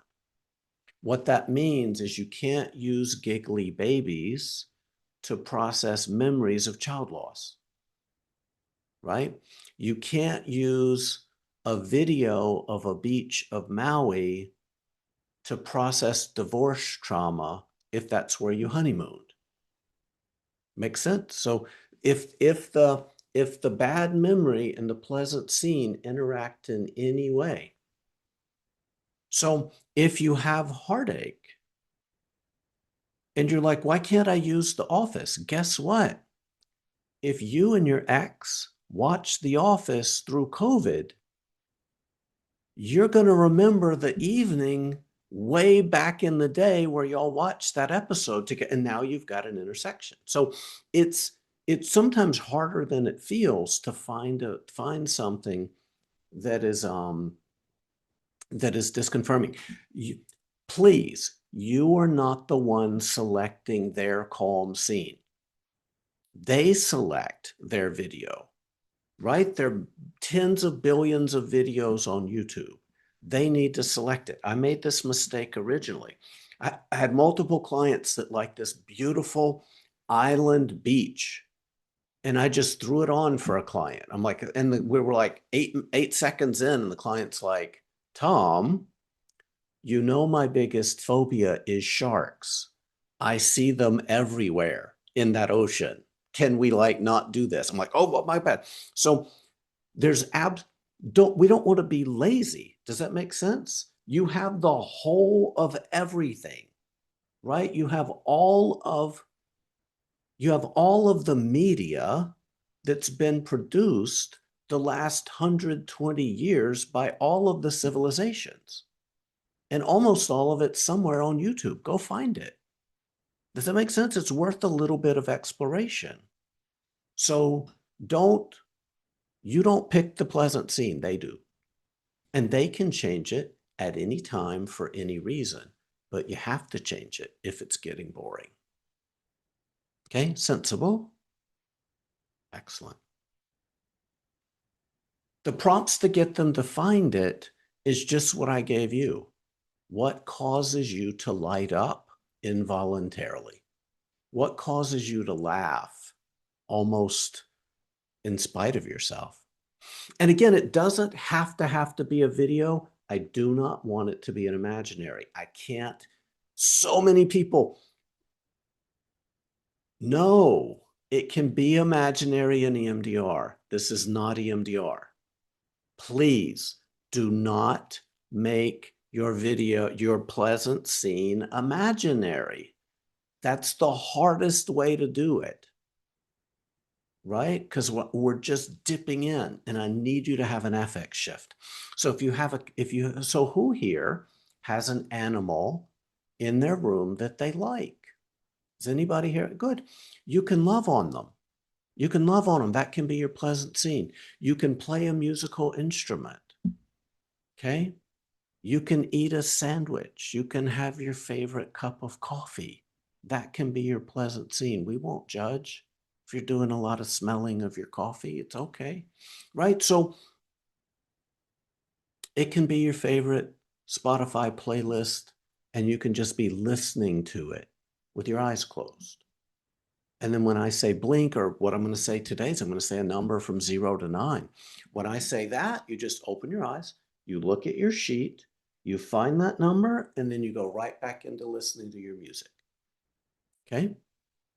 Good. You can do art if that shifts how you feel quickly in the present moment. Okay? Good. All right. Sensory grounding, we've already done it, but let's do it again. Do you have your grounding objects near you? Because you're going to need it. We're going to need it to do Flash. We want to have our grounding kit near us. I have my clients, before my clients come to session, I like to get out their essential oil, and I have it on the table. Does that make sense? I want to have it. And you know what I even do, just to be a little bit nice? I make sure that the lid's a little bit loose, just so that when they need it, they're not like struggling with it. Does that make sense? And we have it right here. Isn't it nice, like when somebody prepares for you? Do you know what I mean? Isn't it nice when they we remember what it is they like, what it is they need to be safe, and we prepare for them. So make sure you have your grounding objects, you have your things. So I haven't really been modeling this, but in these resources, we also are parts focused, right? So what we don't do is we say, I want you to do this grounding. No, and say, I'd like to describe grounding, and I'd like to see how you feel about doing it, right? Because so much of what trauma is being denied agency, control, choice, etc. So even in this, I'm going to describe the resources, and I'm going to say, do all parts of you think trying this resource would be an okay idea? Okay, good. And we don't have to do a bunch of parts work before we do Flash. Don't worry. Clients will often understand intuitively. And if they don't, what do you mean by part? I'm like, have you ever wanted to go somewhere and not wanted to go at the same time? Yeah, that makes no sense if we're only one piece. So we have different aspects of ourselves, right? So that's what we may mean by a part. So good. So shall we do a little quick grounding? Just a few seconds with each sense. Okay, good. I invite you to look around the current room, notice whatever you see, and notice if you were to touch it, would it be hard or soft or some other texture? Good. If you have a piece of furniture near you, just touch it and notice, is it warmer, cooler, or the same temperature as your hand? Good. I'm going to be very quiet. Notice whatever you hear in order of loudest first. Good. If you have something near you that has a smell, feel free to engage in it.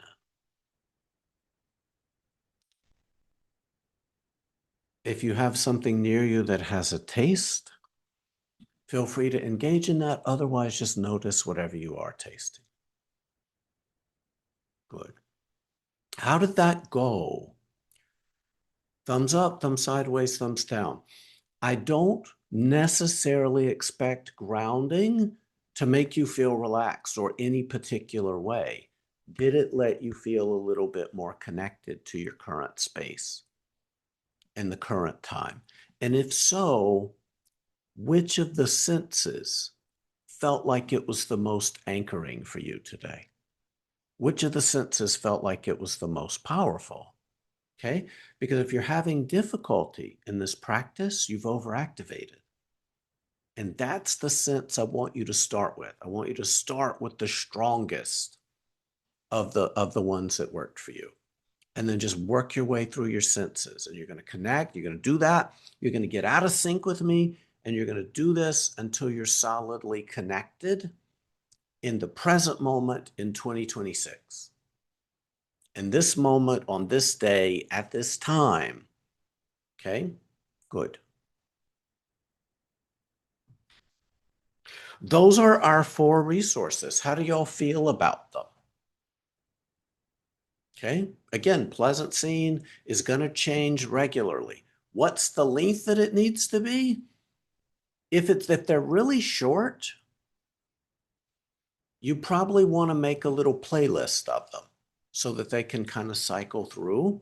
Now, there's some, do you know that there are videos of perfect island beach, the beginning of a sunset that lasts 9 hours on YouTube? What kind of AI wizardry is that? Does that make sense? Where that moment just lasts forever, right? Or where a crackling fire in a fireplace burns for 12 hours, or whatever it is. Does that make sense? Whatever. We can use that. We can use that. So good. Yeah. Grounding, the grounding skills. I mean, what we have is we have vision, right? We have vision, we have touch, we have hearing, and we have taste. We have smell and taste. Those are our 5 senses. Okay, good. You know what you can also use for grounding? You can use a kitty or a doggy. They're really good for grounding, don't they? And again, one of the things I say, it's kind of a joke, but dogs and babies are kind of like pathologically present. Does that make sense? They're like really grounding because they're just like, pay attention to me right now. They're just very, very, very demanding in their attentiveness, of us. So good. Good. Questions? Okay, I'm checking out in chat. Hold on.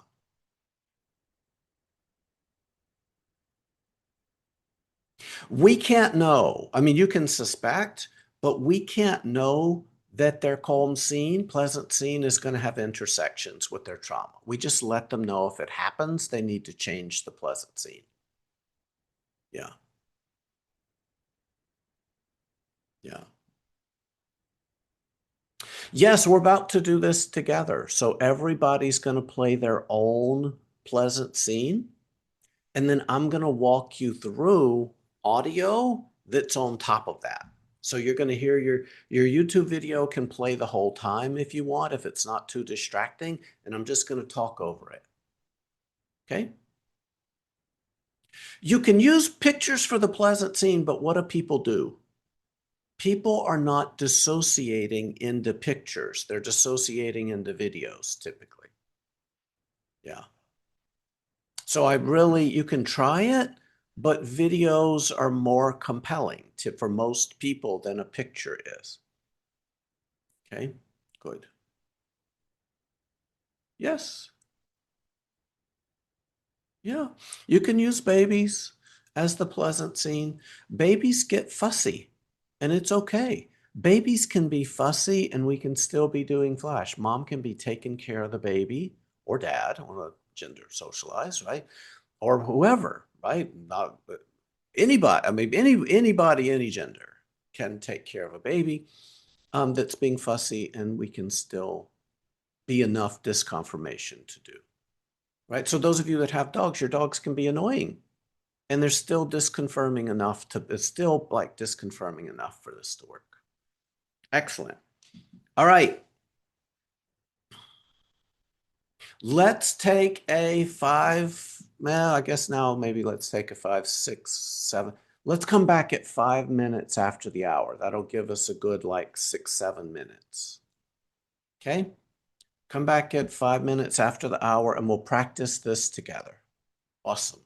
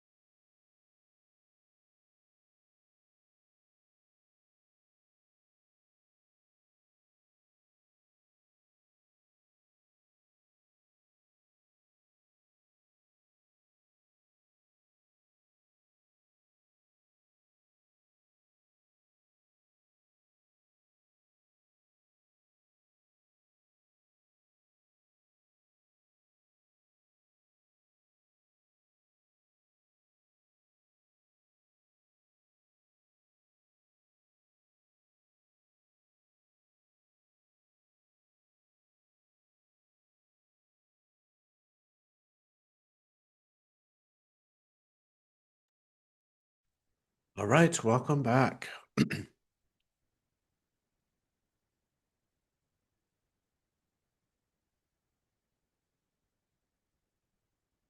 All right. Good. Are you ready to practice this? And again, you're welcome if you're one of those people that's barely keeping the lid on.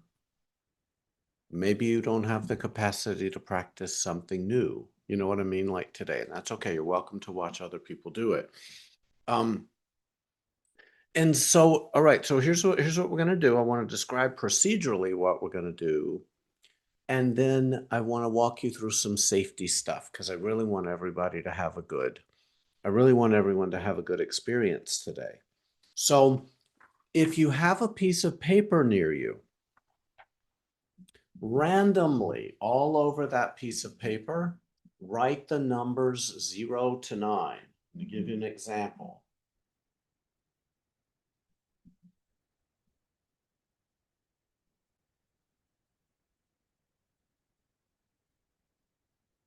Okay, numbers 0 to 9, randomly scattered all over that paper. And if you have two of them, why don't you do the same thing on the other? And then just keep mixing it up once you really have memorized where one of them is, because we're going to keep doing that, right? And then you just switch it up every maybe 5 or 6 rounds. You use the other sheet. Any questions about the numbers? Numbers in any order, in any way, 0 to 9 on a piece of paper that you can easily see next to you.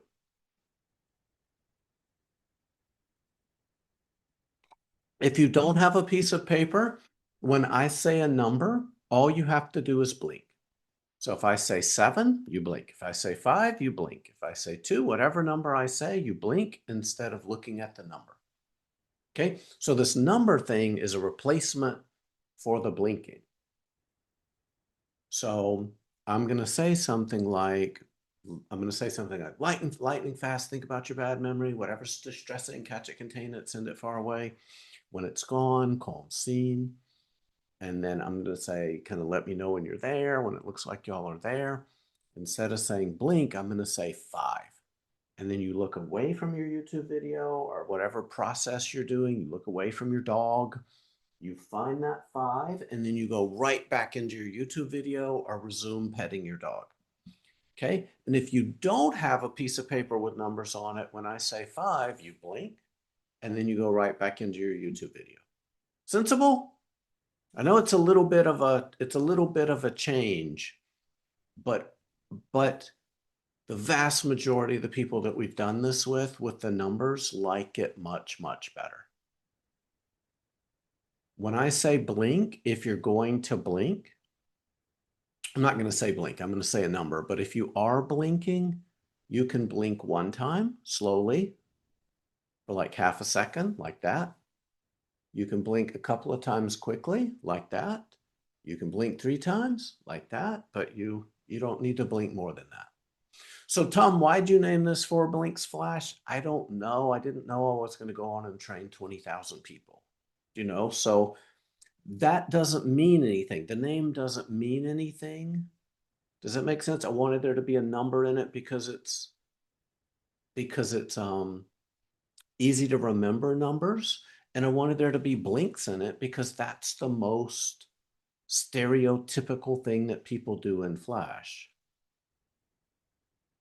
Yes, I'm going to say a number instead of blink. When you look at the number, you're looking away from your video at the number, and then you're turning back to the video. You're doing that instead of blinking.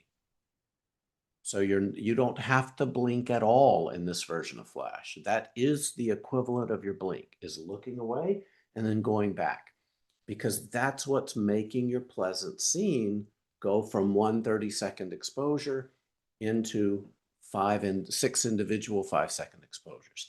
You're welcome to have the video up the whole time. You may need to adjust its volume if it's like so loud that it's drowning me out. Does that make sense? You may be able to kind of fiddle with volume a little bit. Okay.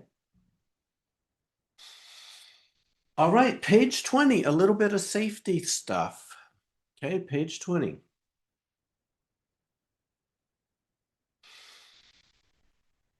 If you think about the memory and boom, it shows up in your body, that's a problem, but it's also inevitable. Does that make sense? So it's just going to happen. One of these times you're going to think about the memory too long, and instead of being able to catch it here, it's going to boom, show up in your body. When it does, vacuum it out, send it away. Okay, good. Also realize you looked at the memory too long last time. So next time you look at the memory, I want you to look at the memory 100 times faster. Sensible? Okay, because you want to get such a small piece that it doesn't wallop you. You want to get such a small piece, you can like catch it and send it away, or such a small piece that you barely touch that hot skillet with a wet finger. Okay, if this hurts, you must stop. If this is distressing, you must stop. And don't keep overactivating, overactivating, overactivating. That's a recipe for a bad outcome. And I'm not responsible for that. So to get in this, you had to like acknowledge that I'm not, so I'm just letting you know, if you're overactivating, Flash is not going to work well, and it may cause harm. So think about the memory like between these claps that quickly.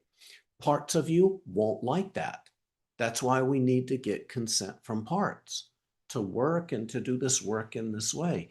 They're not going to want to. Let's think about it this way. Suppose I told you that we can resolve a memory without distress at all. Okay? Now, are there parts of you that have some memories where they would go, no, I want to feel it. I want to be mad. I feel like I need to be mad. Okay, that's not the memory you need to work on today. Maybe you work on one that's gross. Maybe you work on one that you don't feel like you have to catharsis in a certain way today while you're learning how to do Flash. Does that make sense? So don't work on a memory that parts of you know going in are going to want to really feel that stuff in your belly. And are going to need to feel like they need to feel it in order to heal from it. Okay? Good. So if container was working and it's not working, the problem's not containment, it's overactivation. Right? If this is what comes out of the memory, that's easy to contain. If what comes out of the memory is a London street bus and it feels like it's sitting on your chest, that's not the container problem, that's an overactivation problem. Make sense? So use grounding, do whatever you need to do to reset, and then next time, look at that memory 100 times faster. And if you keep overactivating, I need you to stop.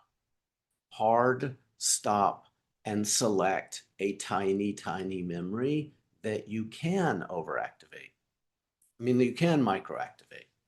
Make sense? So if this is your first time doing Flash, pick a very small thing, a frustration, right? An annoyance, not something that's one of the worst things in your nervous system. Questions?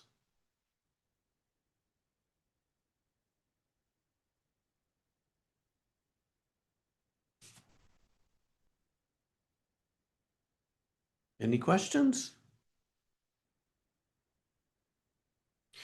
On page 21, there is a more detail. So if you're having difficulty in Flash, page 21 and page, let me find it, hold on. Page 30, 31 and 32 and 33 have lots of, so if you're having trouble, those are places that you can check. So get out of sync with us, go check those pages. You can also message me in chat. I'll be able to type a response in chat while I'm guiding the group. I've been doing Flash long enough that my mouth just does it. I have the rest of my brain available to do other things. Okay, so good. Did you hear me when I suggested we don't work on a massive thing the first time we do something? Find something that has some heat in it, but and again, we work one memory at a time. If other memories want to come, no. But in EMDR, this is an EMDR. One memory at a time in this version of Flash only. Blame Tom. This is Tom's version, and in this version, we work one memory at a time. Why? Because it's built for complex trauma, and if you let 2 in, there's nothing keeping from letting 20 in. Okay, we work one memory at a time. You can do 2 back to back, right? Finish one, you could start another. Good. So we're going to do this for 30 minutes at a time. We're going to do this from 30 minutes, so at about, a quarter till, I'm going to check in and we're going to stop. That may not be long enough for many of you to do it. Many of you may resolve whatever you targeted in 5 or 8 minutes. If you do, find a similarly small one and do it again. Jump right back in with a new memory. Okay, here's an important piece though. Everybody, remember how I said I'm going to guide you through this? When I say, remember how you're supposed to play the video of the bad memory when it's getting harder and harder to find what's distressing in it? All of you are doing that at separate times. I can't anticipate when that is. So if you think you're done, you're not done until you can play the whole memory from beginning to end, and there's no distress, not even a little bit, on any channel. So play the video when you're having a hard time finding what's distressing in it. Play the video of the memory, contain the first piece. Okay, good. Does everybody have their sheet of paper with 0 to 9, or do you have a plan to blink when I say a number? Because just to let you know, we're going to do it 2 rounds in the pleasant scene. So get ready to play your YouTube video. We're going to do 2 rounds in the pleasant scene. Every 5 seconds, roughly, I'm going to say a number from 0 to 9. When I say that number, you're going to turn away from your video or whatever process you're doing. You're going to find that number on your sheet, and you're going to turn right back and look at your video and just be in your video again. Okay, so we're going to do that. Then we're going to do it again. And then only after we've done 2 rounds with numbers or blinks, however you're doing it, then you're going to select your memory. And then we select the memory, and then we do another round of the calm scene with blink/numbers, and then we're going to get going. After that, I'm going to guide you to microactivate that memory, and we're going to see how far we get. And now the next 27 minutes. Okay, are y'all ready? If this is distressing, you must stop and deal with that distress. Do not push into distress. Y'all got this. I believe in you. Okay, good. Load up your calm scene. And I want to see you smiling. I want to see you there, right? Just give into it, give into it, just be there. Really, really try to be there. Good.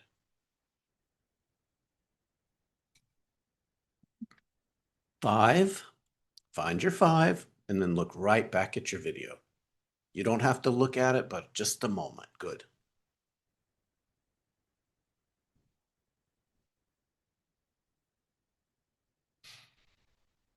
2,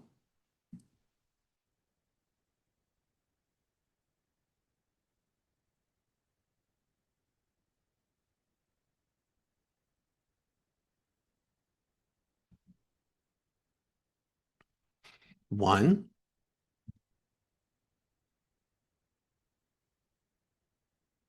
good. Just be right back in your video. Y'all are doing good. Good. 0,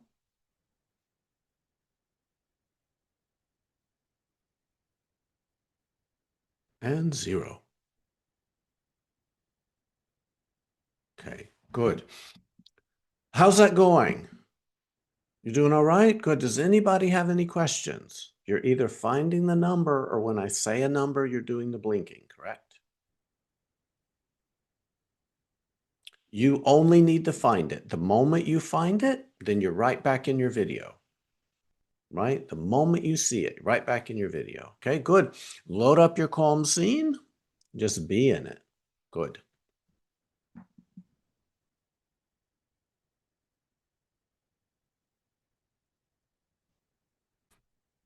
Eight.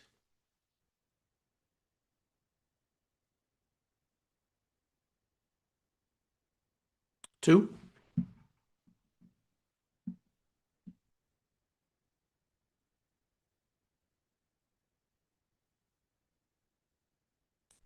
5.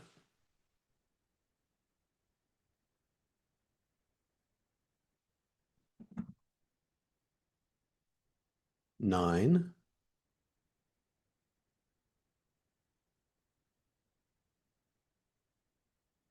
And 7.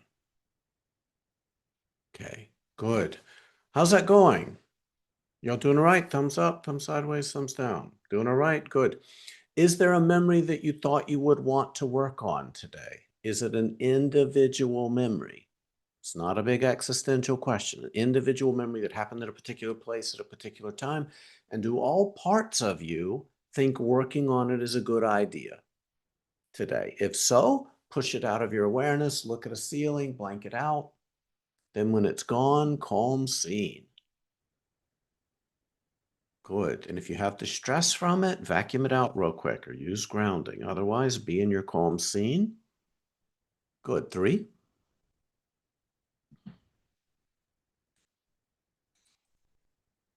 6.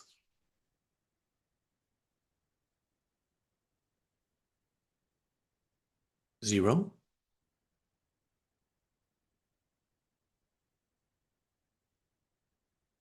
0.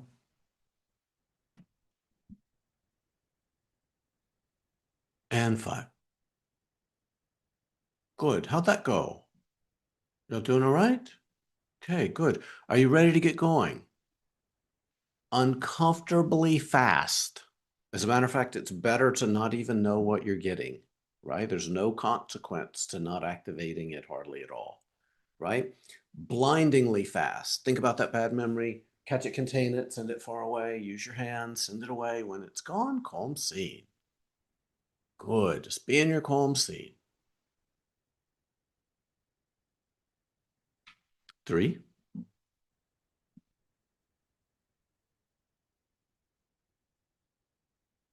9.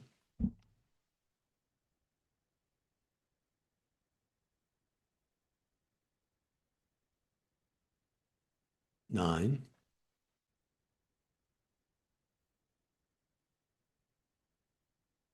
6. And 0. Good. How'd that go? How are you doing? Thumbs up, thumbs sideways, thumbs down. Good. Really quickly check your body. Make sure that no part of that memory is hanging out in your body. If it is, vacuum it out real quick and then send it away, right? Send it away. Good. And if you found distress in your body, don't do the next round of activation. You've already activated, right? If you found distress, skip this. Everybody else, lightning fast, think about the bad memory, whatever's distressing, catch it, contain it, send it far away. When it's gone, calm scene. Just be in your calm scene. Good. 2.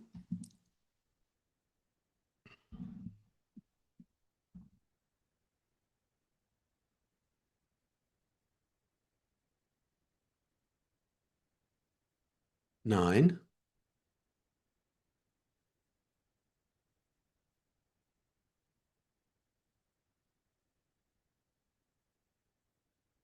3.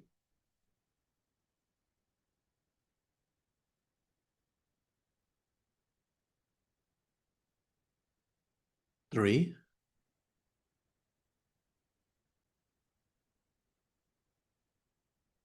And 8. Good. How are y'all doing? You doing all right? Excellent. Lightning fast. Think about the bad memory, whatever's distressing, catch it, contain it, send it far, far away. When it's gone, calm scene. Hot potato. Hot potato, that sucker. Good. Calm scene. Good. If you got a lot, you overactivated. Look at it faster next time. Okay, good. 2.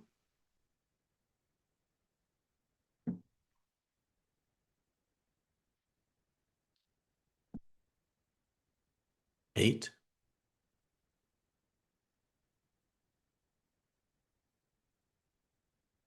3,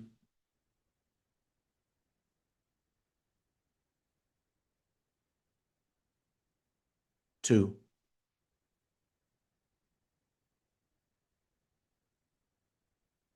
and 8. Okay, good. How'd that go? Y'all doing all right? Good. When you know where those numbers are, maybe mix it up, right? Use your other sheet, or do you know what I mean? Do something like that. But even if not, it still seems to work. Okay. All right. Are you ready? Lightning fast. Think about the bad memory, whatever's distressing in this millisecond. Catch it, contain it, send it far away. When it's gone, calm scene. Good. 2,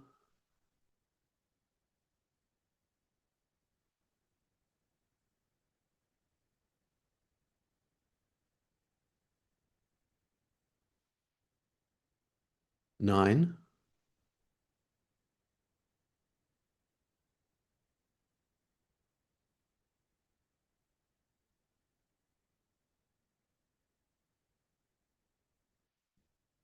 5,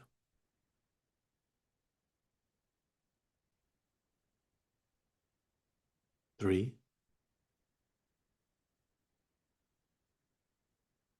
and 3. Okay, good.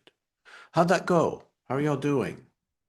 Okay, good. Lightning fast. Think about the bad memory, whatever's distressing in this millisecond. Catch it, contain it, send it far away.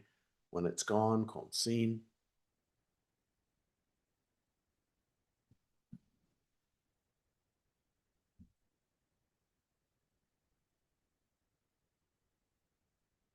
8,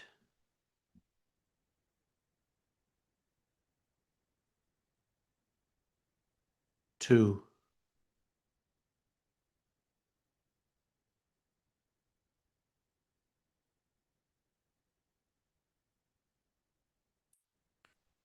2,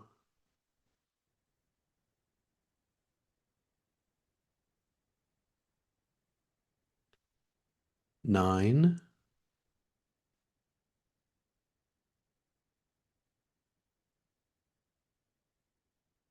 and 1. Okay, good. How'd that go? Good. Are y'all doing okay? Okay, good. Lightning fast. Think about the bad memory, whatever's distressing in this moment. Catch it, contain it, send it far, far away. When it's gone, calm scene.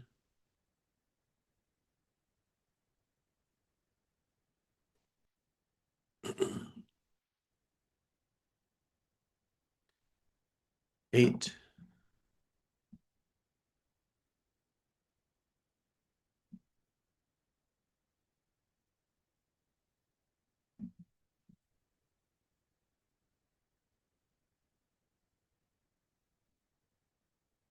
2,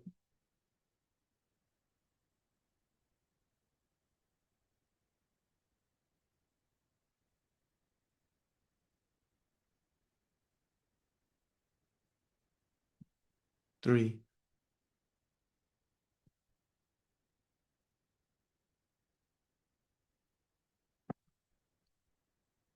9. Okay, good. How'd that go? Doing all right. Good. Real quick, check your body. Make sure none of that memory's hanging out in your body. If it is, vacuum it out. Good.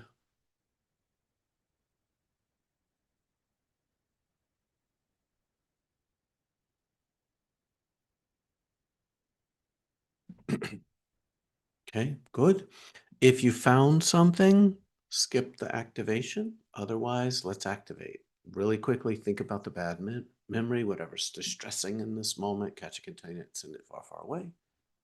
When it's gone, calm scene.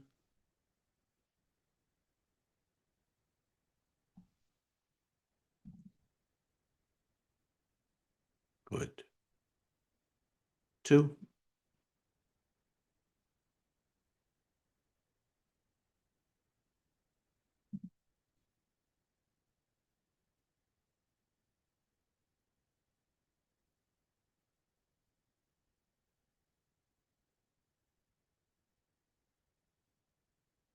3,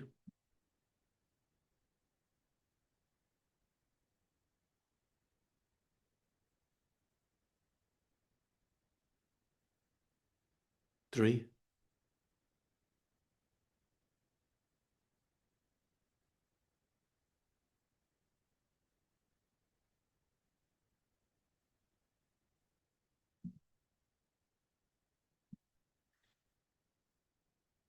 5,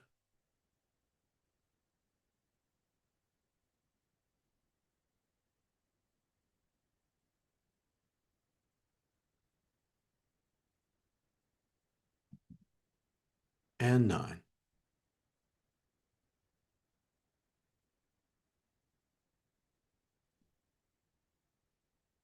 Okay, good. How'd that go? Okay, good. Excellent. Lightning fast. Think about the bad memory, whatever's distressing in this moment, catch it, contain it, send it far, far away. When it's gone, calm scene. Good. It's calm scene. 3,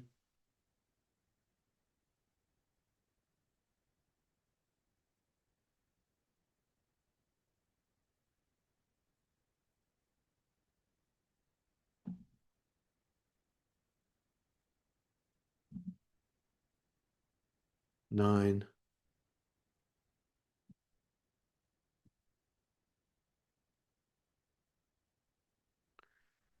5,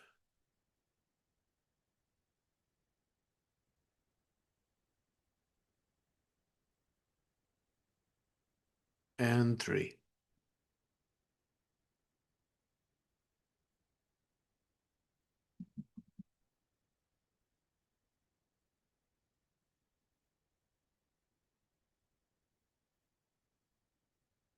Hey, good. How'd that go? How are y'all doing? Okay, good. Lightning fast. Think about the bad memory, whatever's distressing in this millisecond, catch it, contain it, send it far, far away. When it's gone, calm scene.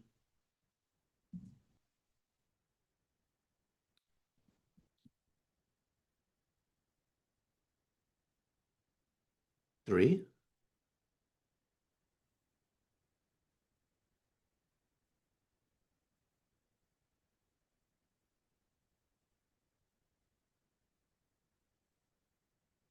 5,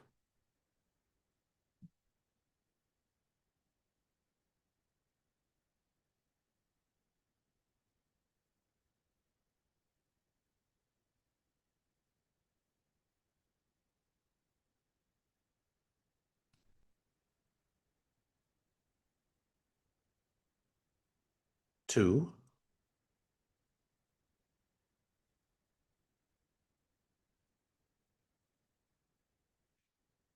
9,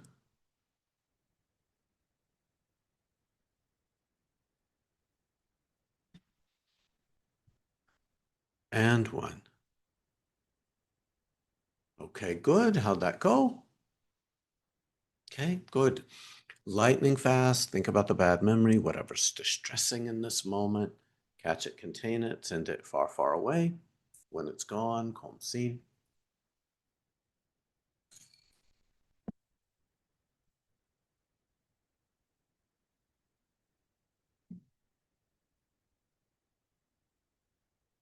3,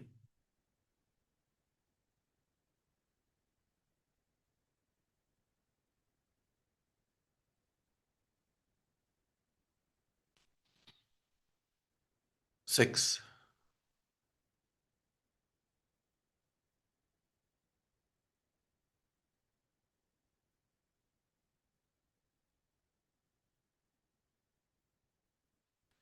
4,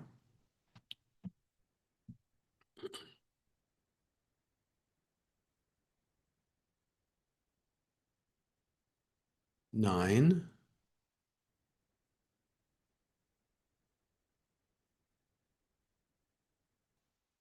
and 2. Okay, good. How'd that go? Good. Are y'all doing okay? Okay, good. Looks like we have about 10 minutes to go. We're just going to keep going. If you think you're done, but you haven't played the whole video of the bad memory, or you're not sure if you have debris in it, start playing the video from the very first frame and digest each piece of debris. until you're all the way done. And if you're already all the way done, you have time for another memory. Okay, so you can load up a memory of similar size and at least digest some of it in the 15 minutes that remains. Okay, awesome. Let's keep going lightning fast. Think about the bad memory, whatever's distressing in this moment, catch it, contain it, send it away. When it's gone, calm scene.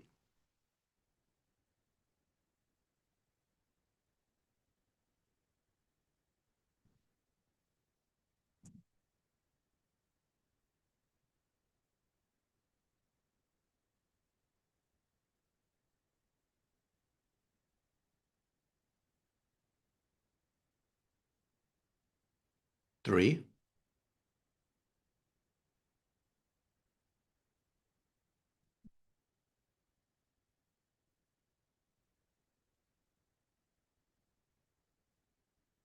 nine,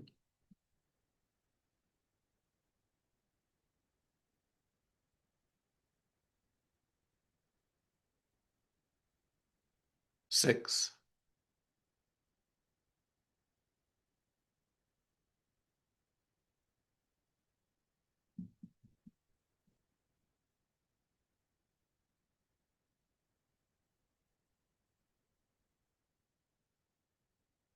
three,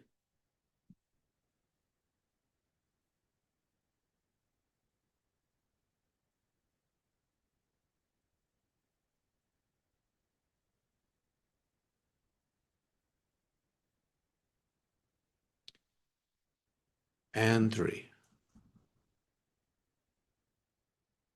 Okay, good. How'd that go? Okay, good. Lightning fast. Think about the bad memory, whatever's distressing in this moment, catch it, contain it, send it far, far away. When it's gone, calm scene.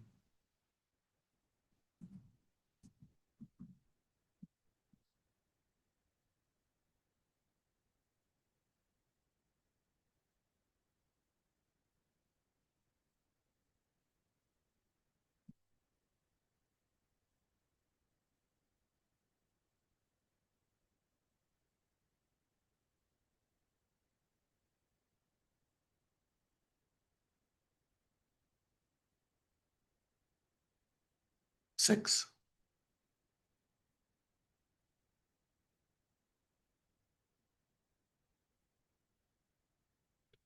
nine,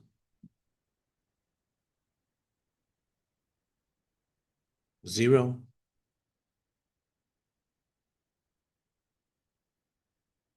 and four. Okay, good. How'd that go? You're doing all right. Good. Lightning fast. Think about the bad memory, whatever's distressing in this moment.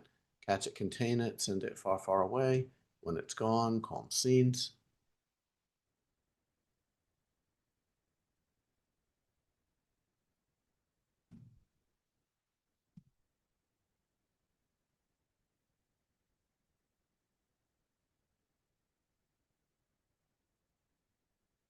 Three,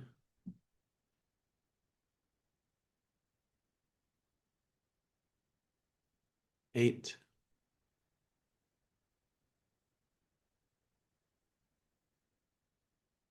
seven, seven, and nine. Okay, good. How'd that go? Doing all right. Okay, good. Excellent. We'll do this for about another 5 minutes and we'll check in. Okay, good. Lightning fast. Think about the bad memory, whatever's distressing in this millisecond, catch it, contain it, send it far, far away. When it's gone, calm scene.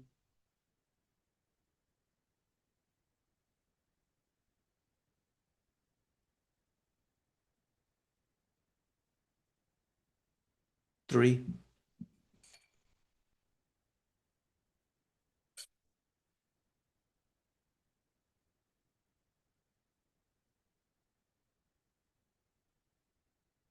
eight,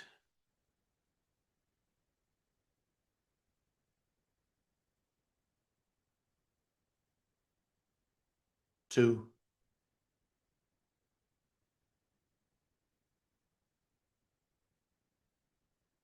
two,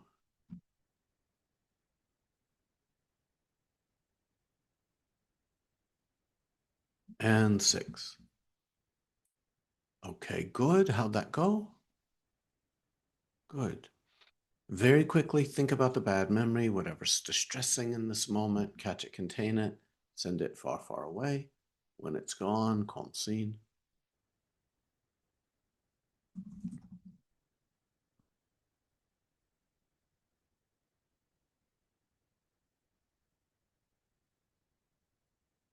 Six.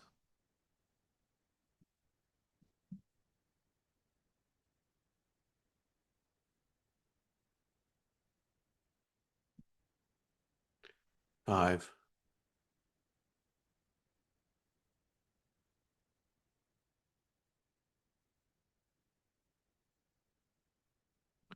Nine.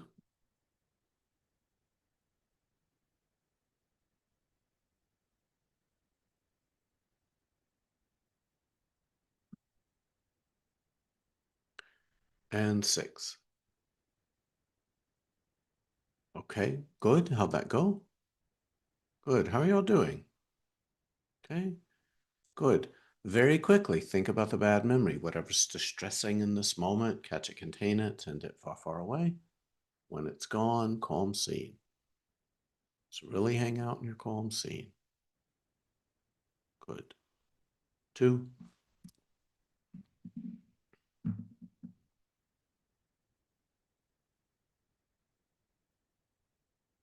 2.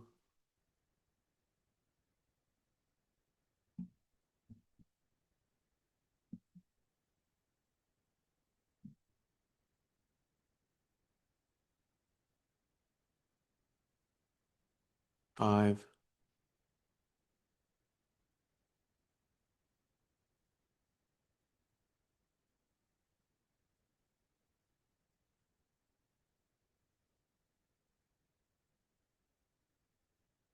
Nine.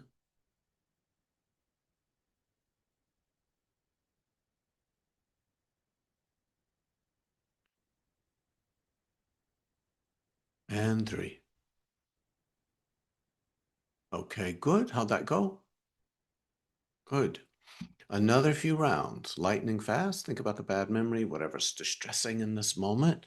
Catch it, contain it, send it far, far away. When it's gone, calm scene.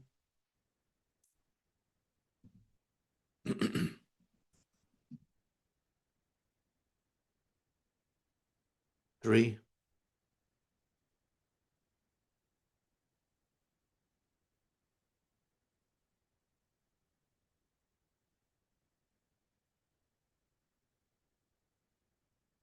6.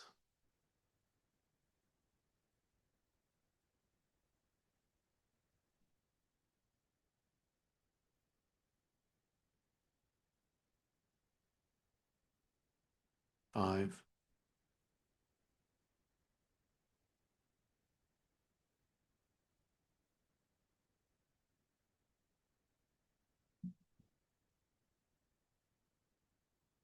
And 6.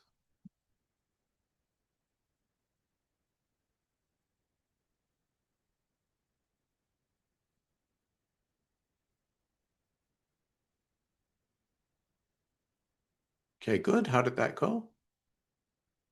Okay, good. Lightning fast. Think about the bad memory. Last round. Think about the bad memory, whatever's distressing, catch it, contain it, send it far, far away. When it's gone, calm scene. Good. 3.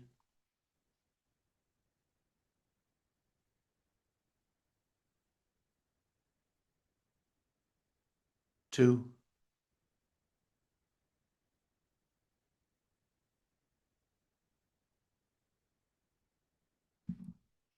9.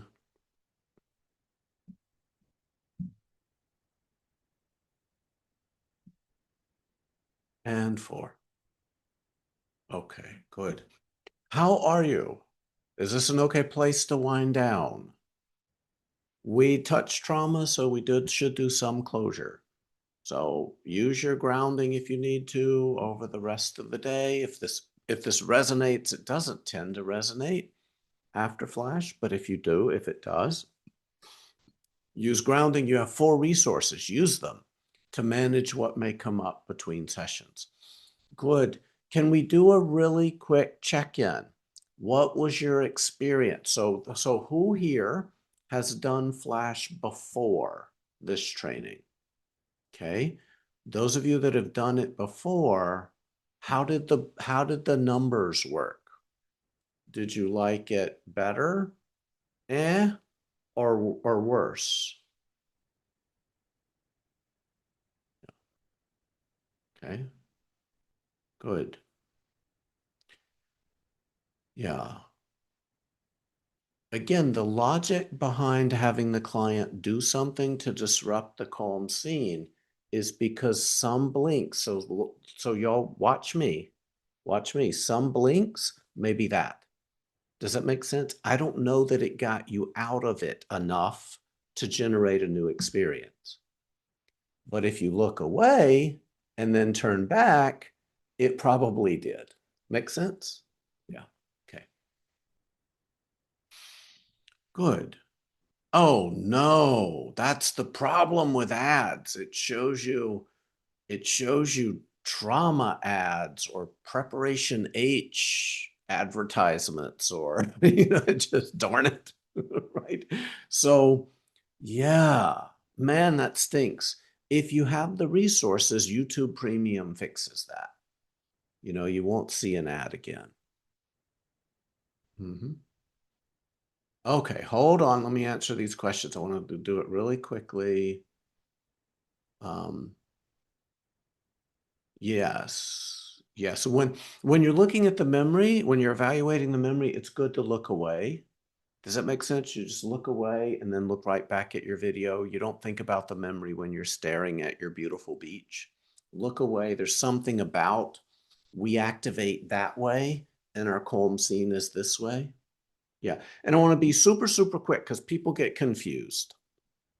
They'll get really confused that you're only looking at the memory and engaging with the memory when I'm explicitly asking you to. So if I'm giving you a number, I want you to find the number on the sheet. I don't want you to think about the bad memory. I want you to think about the bad memory only when I'm asking you to think about the bad memory. Good. Um, Again, we break up the calm scene to generate a large number of experiences of disconfirmation. And what Flash teaches us is it's not the calmness of the calm scene. It may be the sheer number of calm scene, calm scene, calm scene, calm scene, calm scene. It may be the sheer wall of disconfirming back-to-back experiences that help shift that memory as quickly as it does. Because again, if you don't blink, the memory still resolves. It just takes much, much longer. Those of you that got tired, I'm going to ask you, did you get tired? Did this exhaust you, or did your calm scene relax you? Do you know the difference? Does that make sense? Because the calm scene will relax you. That's the point of a disconfirming experience, right? And if you're running a 27-year sleep deficit, something relaxing you will make you feel exhausted. Okay? So good.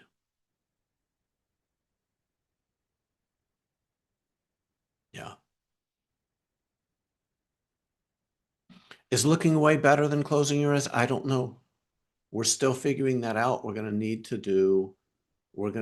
do more research to tell for sure on average. And again, there are people that are neurodivergent. What's really, really good, what's really, really good is you have options. And for many people, it doesn't seem to matter. So isn't it actually good news, those of you that are trained in Flash, from this lens that if you don't have to blink, that's great. Do you know why? Because people with vision impairment can do Flash. Does it make sense? If you don't have to blink, that's awesome. People with eye irritation issues can do Flash. Yeah, good. Um, Good.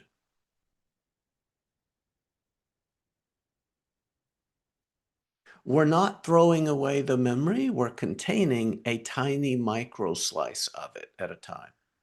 So we're never touching the whole memory at once. That's the point at looking at it so quickly.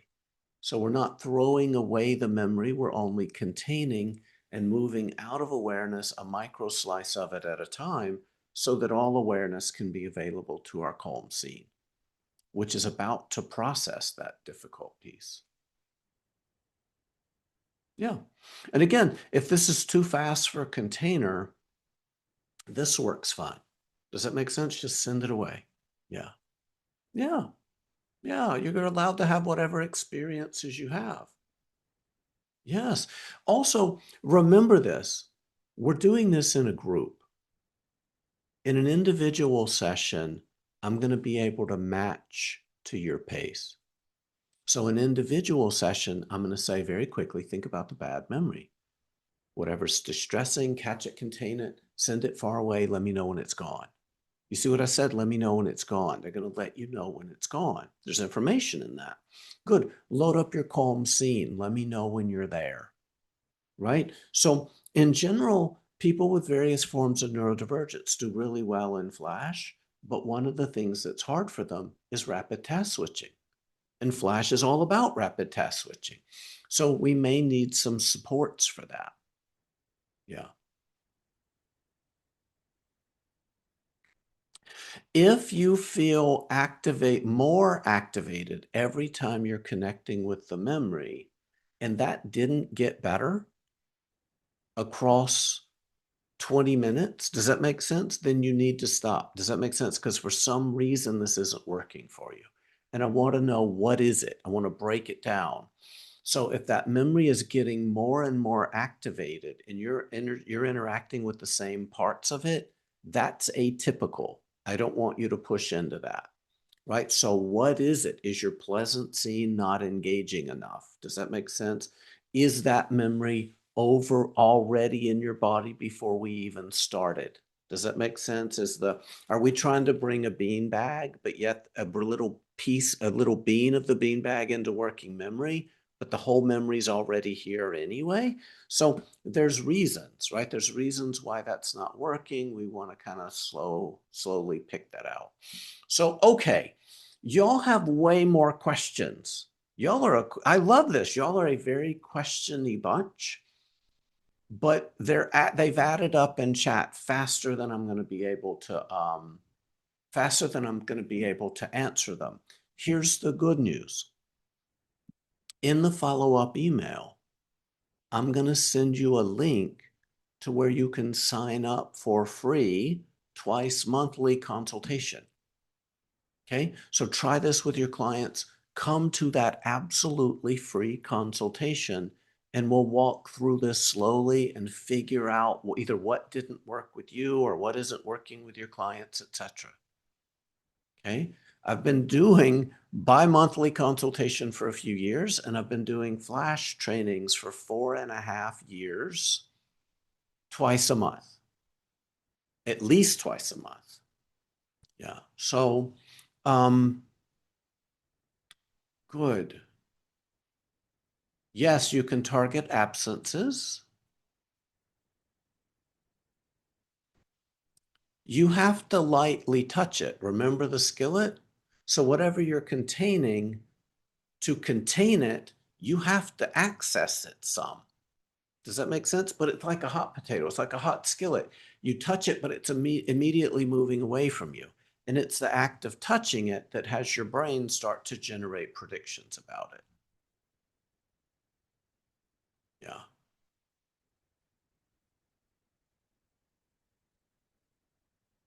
Yeah. So I'm also, when we say very quickly think about the memory, I'm not telling you how to do that. Does that make sense? I'm not saying think about the worst part.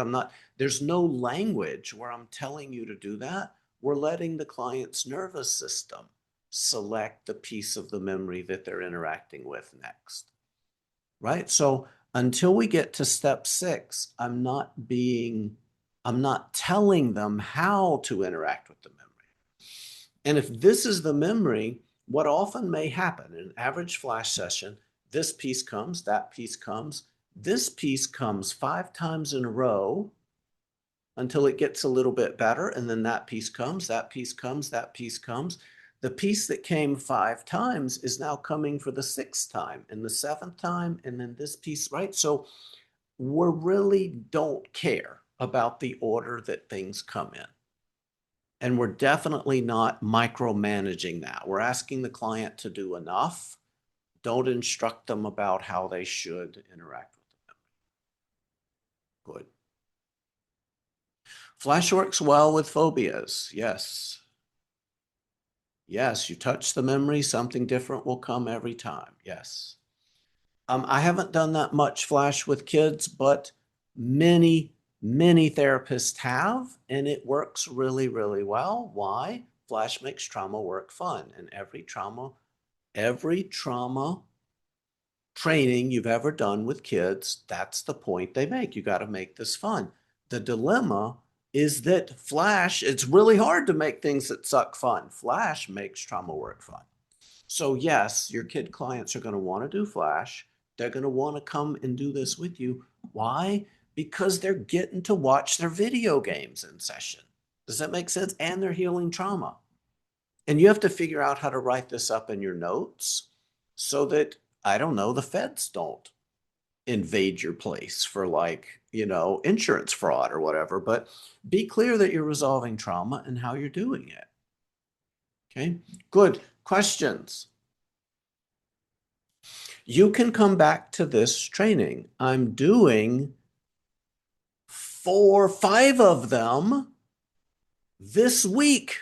So come back to this training because I just added 3 Minnesota trainings. I'm doing a 6-hour training on Friday. I do these trainings all the time. They're also on demand. If you go to 4 Blinks, there's each step has very detailed videos. 4blinks.com has dozens of videos. Every problem you have is addressed there. Okay, come to consultation, and for goodness sakes, come to the free Flash practice groups. Every week, I do Flash practice groups, and y'all are trained. You can come, you can work on your own stuff. Nobody knows what you're working on. We do this work in a group. I'm doing it tonight at 7 o'clock Eastern Time. Go to emdrcleveland.com, scroll down to the bottom, and then find those options. There's 3-hour Flash training, there's free consultation, and there's a free pre-practice groups. Free practice groups are every week, consultations are every other week. When you have clients who have negative beliefs but don't have memories, your search terms are way too broad. So check out the EMDR with Complex Trauma book. It is online for free at EMDR with Complex Trauma, and find the chapter that says Problems Finding Individual Memories When Trauma Was Daily. There's a chapter that walks you through a way to find an individual memory when it just made up the bulk of your childhood. Okay, so awesome. All right, everybody. Thank you. And those of you that want to, I'm going to put in chat, those of you that want to volunteer for research, I'm putting my email in chat. So flattext@gmail. It's also the email that the confirmation of this training and the link to the video is going to come from as well. Okay, awesome. Thanks, everybody. Thank you for coming. I will see everybody soon.